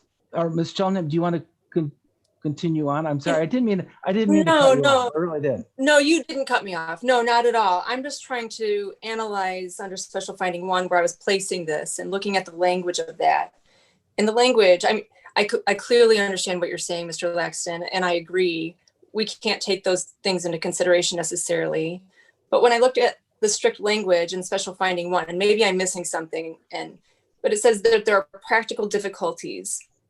But if I just leave it as practical difficulty, resulting from the physical characteristic of the property, then when I look at that language in particular, I think that we can fit this property within that. And maybe what you're saying it is, you know, the necessity of this addition doesn't allow us to fit it under special finding number 1, because it's just an addition that isn't required for any particular purpose. But if it was is that right? Is that what you're saying? No, I'm not saying it is or it isn't. I'm just saying that's just kind of my thoughts. I'm not proclaiming anything to be it is or it isn't. I'm just, those are just my thoughts. So you may come to a completely different conclusion than I do. Absolutely. Sure. Anyone else? Mr. Smith, you look like you would like to comment. Very briefly. I think I agree with Ms. Cheltenham. When you look at the language of section B, subsection 1, I think there very much are practical difficulties or unnecessary hardships resulting from the physical characteristics of the property that make it unfeasible to carry out the strict letter of the chapter. I mean, that is, if you look at look at the property in itself, it's a very, very, very small lot, such that it renders it effectively, it's a practical difficulty or unnecessary hardship that renders it more or less impossible to have any addition to the house for any reason. So it's not so much the reason that they want the addition as it is the physical characteristics of the property that prevent almost any expansion of the house itself. So I think it does fit under section B1. And for that matter, I think it satisfies the 5 conditions of section A. Anyone else? Mr. Hittner? Yeah, I guess what I'm hearing from my 2 colleagues, and I respect their input on this, but if we take special finding 1 for this property or any similarly situated properties of a similar size, there's no lot in East Lansing that's too small to add something onto a building. And frankly, I think what we're trying to do here is fit 8 pounds of potatoes in a 6-pound bag. This is a very small lot. It's a very nice but small house, and that's what they have. I don't know what the limiting principle would be to any of the, I don't know, 7 or 8 other neighbors on this street that have similarly situated lots who might want to do something similar for similar or different reasons. The motivations of the applicant are completely understandable. I have had to provide care for older parents myself, so I'm not unsympathetic to the rationale or reason they want to do what they want to do to their house. What position I would take, and what I will be taking this evening, is that this house may not work for that purpose, and I don't know that there's any way to make it work for that purpose. It's too small, and I don't take any pleasure in telling them that, but their house is already oversized on this small lot, and this would only make it worse, and I don't see what limiting principle we would have for any other applicant of a similar kind. So I'll be voting no. Okay, first Ms. Lal, and then I see Ms. Cheltenham is jumping at the bit to respond. I'll be voting no as well, for the reasons Mr. Hittner described, and you as well, Brian. I understand having a small house personally, and there are just some things you can't do to it. And what really for me is, you know, there haven't been similar variances granted, or I don't even know if requested for neighbors in that area. You've just said a garage, and what's the other one, a driveway? Several driveways, yes. Yeah. So this to me does go above and beyond that, because you're asking for something that you're not repairing something that's already there, that's falling apart, like a driveway or a garage due to, you know, changing car sizes and stuff. So I'll be voting no. All right, Ms. Cheltenham. Yeah, I just kind of want to respond that the reality is the language of the ordinances don't allow us to look at the reasoning why the parties or why this person is wanting to put this addition on. Our requirement is to go through sections under section 5064-3 subsection A, 1 through 5. And when we look at, so I can't remember who brought this up, but someone brought up that the adverse effect on the properties immediately in the vicinity. We have no evidence whatsoever that there's an adverse effect on any of the, it says substantially adverse, in fact. And I don't think we have anything that tells us there's a substantial adverse effect on the properties within the vicinity. That's one thing. And then when we go back under section, you know, and this may be a losing argument, but to me, I feel pretty strongly that the language is really clear in this, and it says that there are practical difficulties or unnecessary hardships. So we can definitely put this under a practical difficulty. They're asking for an addition. It goes over the requirements under the ordinance. So it's a practical difficulty based on the size of the lot. And that's a physical characteristic of the property, which makes it unfeasible to carry out the strict letter of the zoning code. I guess the one question I would have is, you know, is there any way to make this addition fit within the code itself? And maybe it's just too small at that point. Maybe the addition is too small. I haven't done the math and really looked at it from that perspective. But when you start to me, when I look at the strict letter of the language, it does fit, because the intent of the fact that it's a falling down garage or not is irrelevant to me when I read the language itself. So I would definitively vote yes, and I think it does fit. Wow, you sound like a lawyer. I hope so.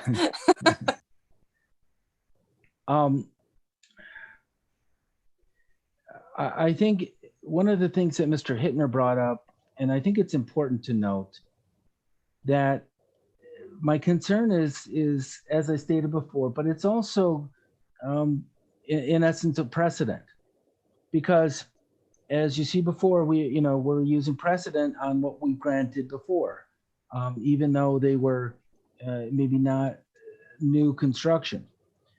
My concern is that if we go forward with this, and I put aside my head and go with my heart, so to speak, that it's basically opening the door for anybody to expand their property, even if it's currently a non-conforming situation,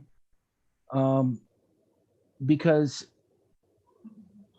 there's no unique circumstances other than it being a small lot. And we have a lot of small lots in East Lansing.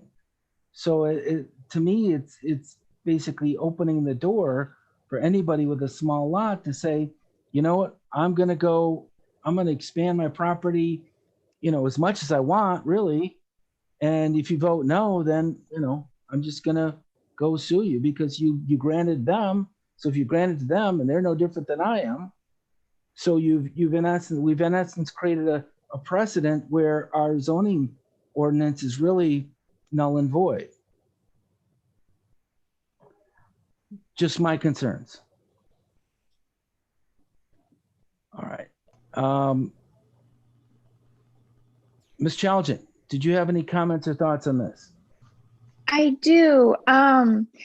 And you kind of just said what I was thinking, in the sense of once you let one thing in under practical hardship, unfortunately, I think it opens up anything at all to surpass variances, because there really is no way to say, if I want to add 5 stories to my house, it's a practical hardship that I can't do that. Now I'm going to get to do that because, and I know that's an extreme example, but I think unfortunately, at least as long as I've been on the board, that has been the precedent we've avoided creating, so that we don't have continued requests that are more in the economic field of, yes, we want your house to stay a positive value. So if you're repairing a garage to make it feasible to use, that purpose supersedes something that's just an economic. And I don't think that that's the purpose. I'm not saying that's why they're doing it. I understand it's more about family, and 100% appreciate that for sure. But I think that us making the decision has bigger consequences that we have to consider what other requests could come in under that. And I should have asked this, but I just thought, I'm thinking about it now. You mentioned a bedroom, a bathroom, and a porch. I mean, how much of, I hate to say it, but could it be done with just the bedroom and bathroom to be used within the existing space so that it wouldn't create that overhang and that it wouldn't need the variance to be done? So is there a way to compromise the design to make it still fit the purpose and not need the variance?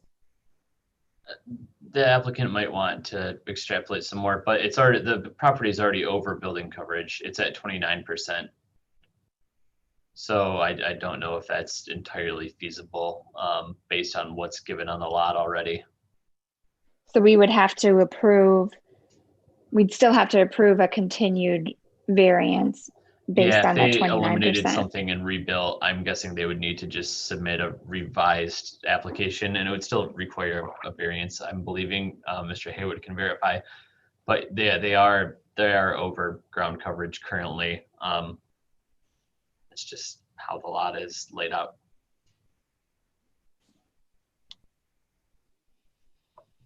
So I guess what you're saying is that even if they do nothing, they're non-conforming use, and anything at all that they build would be expanding on that non-conforming use.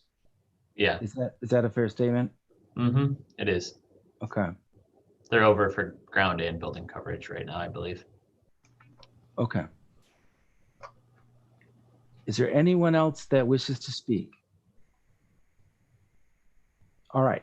You know what? I normally don't do this, but I'm going to allow the applicant and any one of his, any Mr. Morrison or Mr. Alschulter to speak. I want to give them the last word on this matter. So I'm going to use the chair's prerogative and reopen the public part of it so that Mr. Lawrence, because he's heard the concerns and the questions that we had, I wanted him, before we take a vote, to be able to adequately respond to us, okay? Mr. Axelrod? Thank you. I certainly respect the perspective of all of you. I guess I'm a little bit confused because we're following certainly the letter of the law. There's nothing in the code that says anything about having, or the application materials that say anything about explaining the necessity. Rather, it's I'm expected to provide you with responses to those 5 conditions, and then one of the special reasons. And I feel that we've done that. I do want to respond to the question about reducing the size of the project, and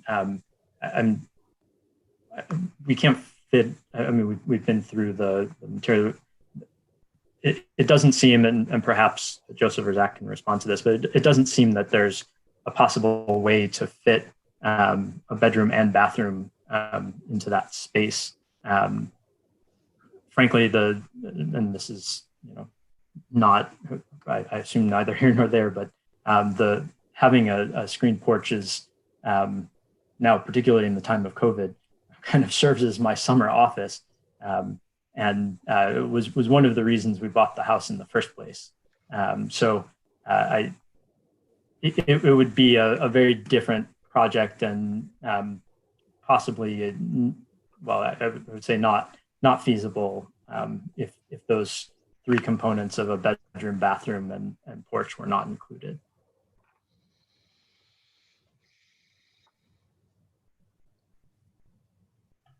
Sorry, I had to unmute myself. Mr. Morrison or Mr. Alschulter, I probably butchered your name very badly. Would you have anything you'd like to add to this? I would just very briefly add that I think that the issue at hand here is not simply that the lot is small, but that it's small for its zoning category. And so it's in that disparity between the zoning category being R2 and the specific size of the lot that renders an unnecessary hardship to the homeowner. Certainly, maybe not the immediate neighbors on Baldwin Court, which many of whom have small lots, but there are plenty of lots, even as near as Wildwood Drive, just immediately adjacent to Baldwin, that are in the same zoning category that are substantially larger, and that an extremely modest addition of only 318 square feet would be easily accommodated on lots of that size with the kind of existing building coverage that I see on those lots. So I guess I would argue that a kind of like slippery slope concern that if you do this once, you can do it everywhere. It's not everywhere. It's that this particular lot in this zoning category is a kind of atypical situation, and therefore meets the conditions of being both a practical difficulty and an unnecessary hardship on the homeowner. Okay, thank you very much. Thank you. Mr. Morrison, did you have something you would like to add? No, thank you at this time.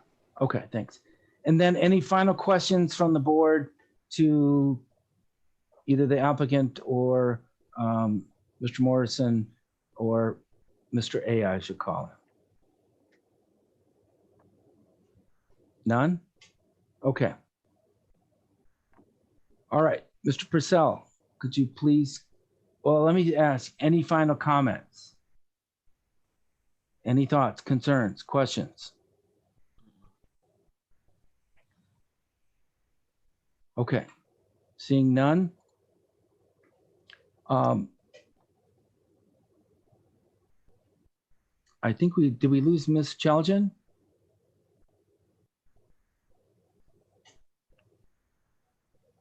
Yes, it appears so.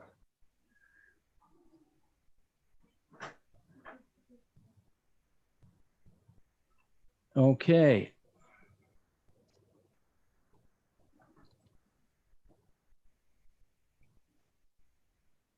I'm going to give it a minute because I don't believe it's fair to the applicant to have us vote when the applicant had 6 members and now we only have 5.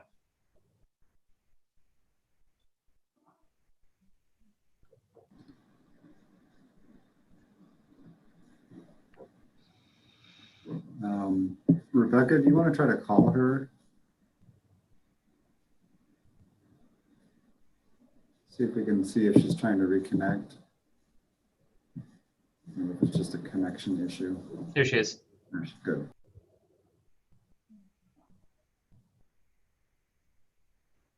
She's connected. Right. Ms. Chaljan, are you back? Yes, sorry. Thank you very much. Okay. I'm back. Were you able to hear everything? I cut off right when you asked if anyone had questions, and I don't have any. Okay.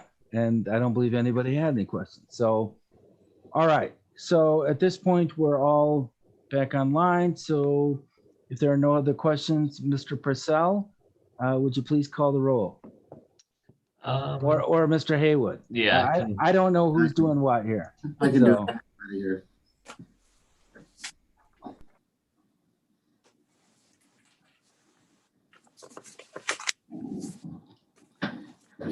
Okay, Laxton. Unfortunately, no.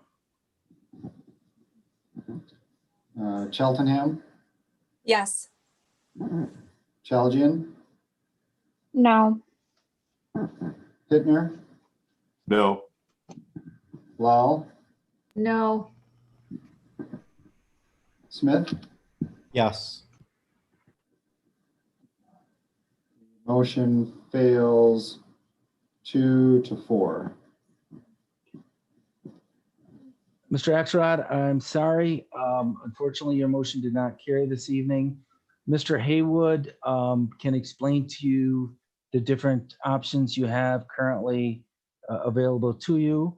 I do, honestly, this is a very tough situation because I do believe in what you're doing. I do believe it's a good project for you and your family. As I explained, unfortunately, this process, the way it's set up, I couldn't vote yes. But I do want to thank you for your time, for coming this evening, and I do want you to talk to Mr. Haywood about the different options that you may have. Okay. Thank you. Thanks for your consideration. Thank you. Thank you.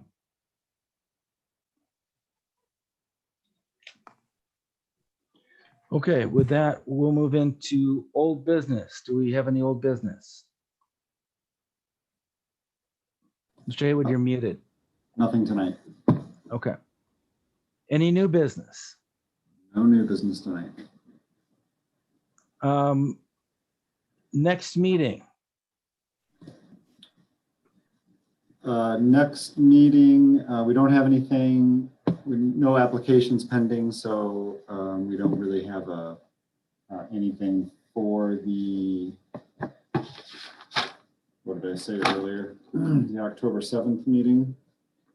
But I don't think the deadline is passed yet, so we'll know in a week or two. Okay. Okay. Again, I want to, a couple things. One, first off, Ms. Cheltenham wasn't available at the last meeting. If you haven't noticed, she has a different last name. So than what we saw at the end of last year. So I want to congratulate her and say congratulations. Thank you. And Congrats. Thank you. So, and then again, I want to welcome Joshua Smith to our panel. I do this from time to time, and I think we have enough new members. I'd like to go around and maybe say, 20 seconds, a little bit about yourself, so we can kind of, we see each other during these meetings, and sometimes it's good to kind of get to know a little bit about who we are as people. So if we could go around and say maybe 20 seconds about yourself, what you do, background, that might help. I guess, Ms. Cheltenham, you are in box number 1 on this crazy sort of freaky Brady Bunch type screen I have going on. So I will have you start. Thanks. Sure. Colleen Cheltenham. I am a family law attorney. And I've been doing that for quite some time.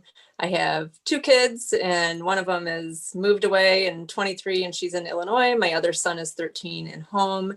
And one little announcement I do want to make to the group, and I hope it's okay that I do it now. I am also running for a 30th Circuit Court judge in Ingham County.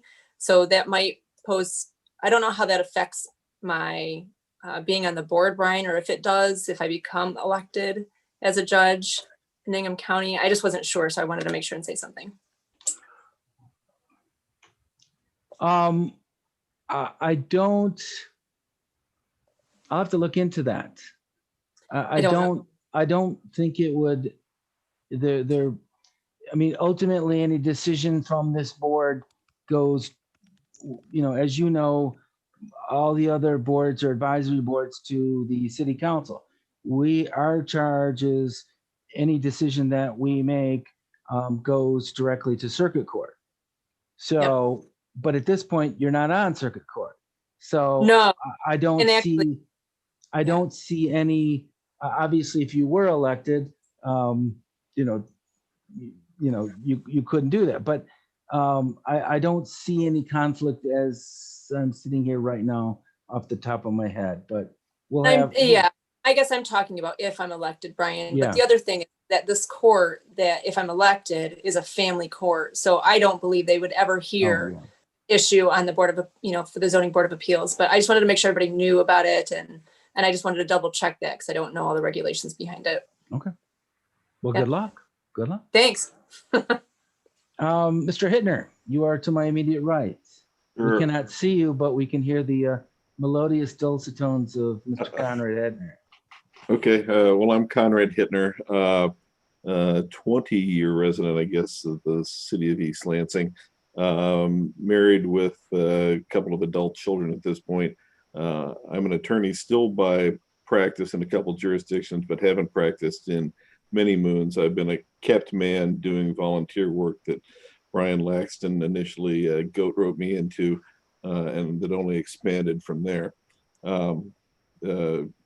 One adult child is an MSU student who's busily figuring out where he's going to live and how blended classes are going to work this semester. The other one is a New Jersey resident who was on the front lines of the COVID deal early on, but who's back here for the moment, probably heading back shortly. So that's me. All right. Thank you. Mr. Smith. Yes, I am, seems a common theme here. I'm an attorney. I work for the Department of Insurance and Financial Services. I've been there not quite a year in the Office of General Counsel there. And for about 13 years, I was Assistant Attorney General for the state of Michigan. Private practice prior to that. Then I, worked for the Court of Appeals and clerked for the Michigan Supreme Court for a year. Married, been in East Lansing for, I guess it's been over 18 years because our daughter was born a few months after we moved here. She graduated this year and we just moved her into an apartment in Ann Arbor to start college. So that was the last of our kids in the house, although she's in college. I mean, she'll be back eventually. But our oldest is 29. He'll be turning 30 in less than a week, and he is a rock musician in Los Angeles. Very nice. The Warbly Jets, if you're interested. And the what? Warbly Jets. Warbly Jets. Okay. Warbly Jets. Yeah. All right. Unfortunately, they, like every other performer or performers, it's been a pretty hard 6 months. Yeah, I bet. Miss Lal. Hi, Ismat Lal. I've been in East Lansing since '94 when I came here to go to school, and I pretty much haven't left. I went to law school here, but I actually entered law school doing a dual degree program in labor relations. And so law school was sort of on the side, but I do not practice. I own apartments in Lansing. So that's what I do. I'm married and we have a fifth grader. So today was the first day of online school and it went great. And I've actually, I must say, I've really enjoyed my time on ZBA. I think I've been on here 2 years now, maybe. Is it 2 years? When Caroline called me and said, hey, do you want to be on ZBA? And I really have enjoyed it. At first, I didn't know if I would, like with everything, but it's been great. And I look forward to learning more and just becoming a better board member every time, right? Every time you have a meeting, that's what I shoot for. So welcome, Joshua. Thank you. All right. Mr. Haywood. When I'm not muted, I'm obviously I'm the planning and zoning administrator here. Been here just about four years. My other job is chasing around two little boys, 14 and 11. My wife and I have a small farm in Mason. So she's a full-time farmer and I burn the other end of the candle there. That keeps me busy most of the time. So that's it. And I know Joshua and I met briefly on the interview for this position. So welcome aboard. Thank you. Mr. Purcell. Hi, I'm one of the planners here on staff. I've been here for 3 years as of last week. I'm in a PhD program at MSU, and I don't generally pop in on these meetings, but when there's enough fun to go around, I'll be here in and out. Mhm. So anything else you need in the planning department, feel free to give us a call. Good to have you. Thanks. I have a question for Jake. When did you start your PhD program? Is that new or have you been in that? 2 years ago. Okay, so same time I came here. All right. Yep, I going into my 5th semester. Oh, wow. Wonderful. Yes, thank you. I know that's hard work. Yeah. I have a lot of PhD tenants and their life is tough. Yeah, I just finished all my classes and I'm on to just my dissertation. So hopefully I'll be done in December. Yeah, well, good. Good for you. All right, now we'll go to the name behind all the emails that we get. Miss Iridalis.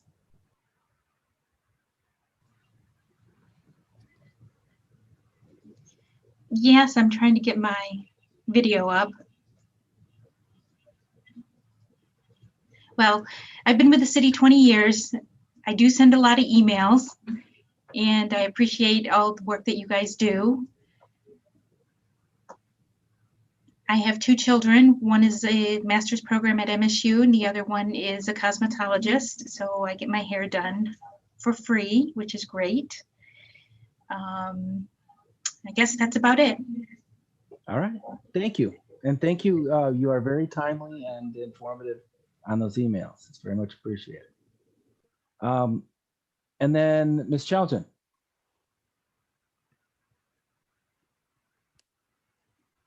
Hi. Okay.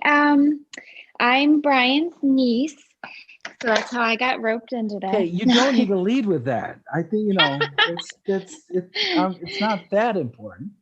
It's important to me. Okay, well, No, thank you. so I'm also an attorney in the East Lansing area, born and raised here. So that was a part of the appeal to volunteer. And I practice in elder law and special needs. So I'm been a lawyer 5 years now. And then I have 2 children, a stepson who's 13. So just started 8th grade today. And then my 8-month-old who is not actively in school, but actively in daycare. So busy even with all the restrictions going on right now. That's it. That's me. All right, thanks. And I'm Brian Laxton. I have 4 kids. Yes, I said it. I have 4 kids. One is in a junior at Kalamazoo College. 2 are high schoolers at East Lansing High School. And then my 6th grader had her first day of middle school today. So that was exciting. I too am a former Bulldog from Mason, it's Mr. Haywood. I have been chair of this committee for a while. I honestly can't remember how long, but it's been a while. Before that, I was the chair of the East Lansing Transportation Commission, and Mr. Hittner ably took over that committee when I left. I'm shockingly enough, I too am an attorney in private practice. I'm practicing 20 years or so. Married, my wife's human resource director for the Capillary District Library, and been in East Lansing for 24, 25 years, something like that. Time flies when you're having fun. So I want to thank Mr. Smith, and I really want to thank everyone. I want to thank you for your service, for your time. While it doesn't take a lot of time, it does take time. And I appreciate the thoughtfulness and the preparedness that each one of you brings to these meetings. So I just try not to crash the car. So you guys do all the heavy lifting. So thank you. All right. With that, I will entertain a motion to adjourn. So move. Second? Second. We are adjourned. Thank you, everyone. See you Thank next you. time. Yeah. All right. Bye-bye. Thank you. Bye. Hey, Bye-bye. hey, Brian. Yeah. Hey, I was on Facebook earlier today. Eric Ditchman was saying their house was listed Oh, for sale. Do we have any reason to think? I'll follow up. Okay. I'll follow up. He didn't expound on what was prompting the relocation, if any, but All right. Well, I'll follow up. okay. Thanks, Conrad. Yep. See ya. Thanks. But Bye, Brian, I everybody. wanted to tell you my son's at Glen Cairn now. We Oh. left, yeah,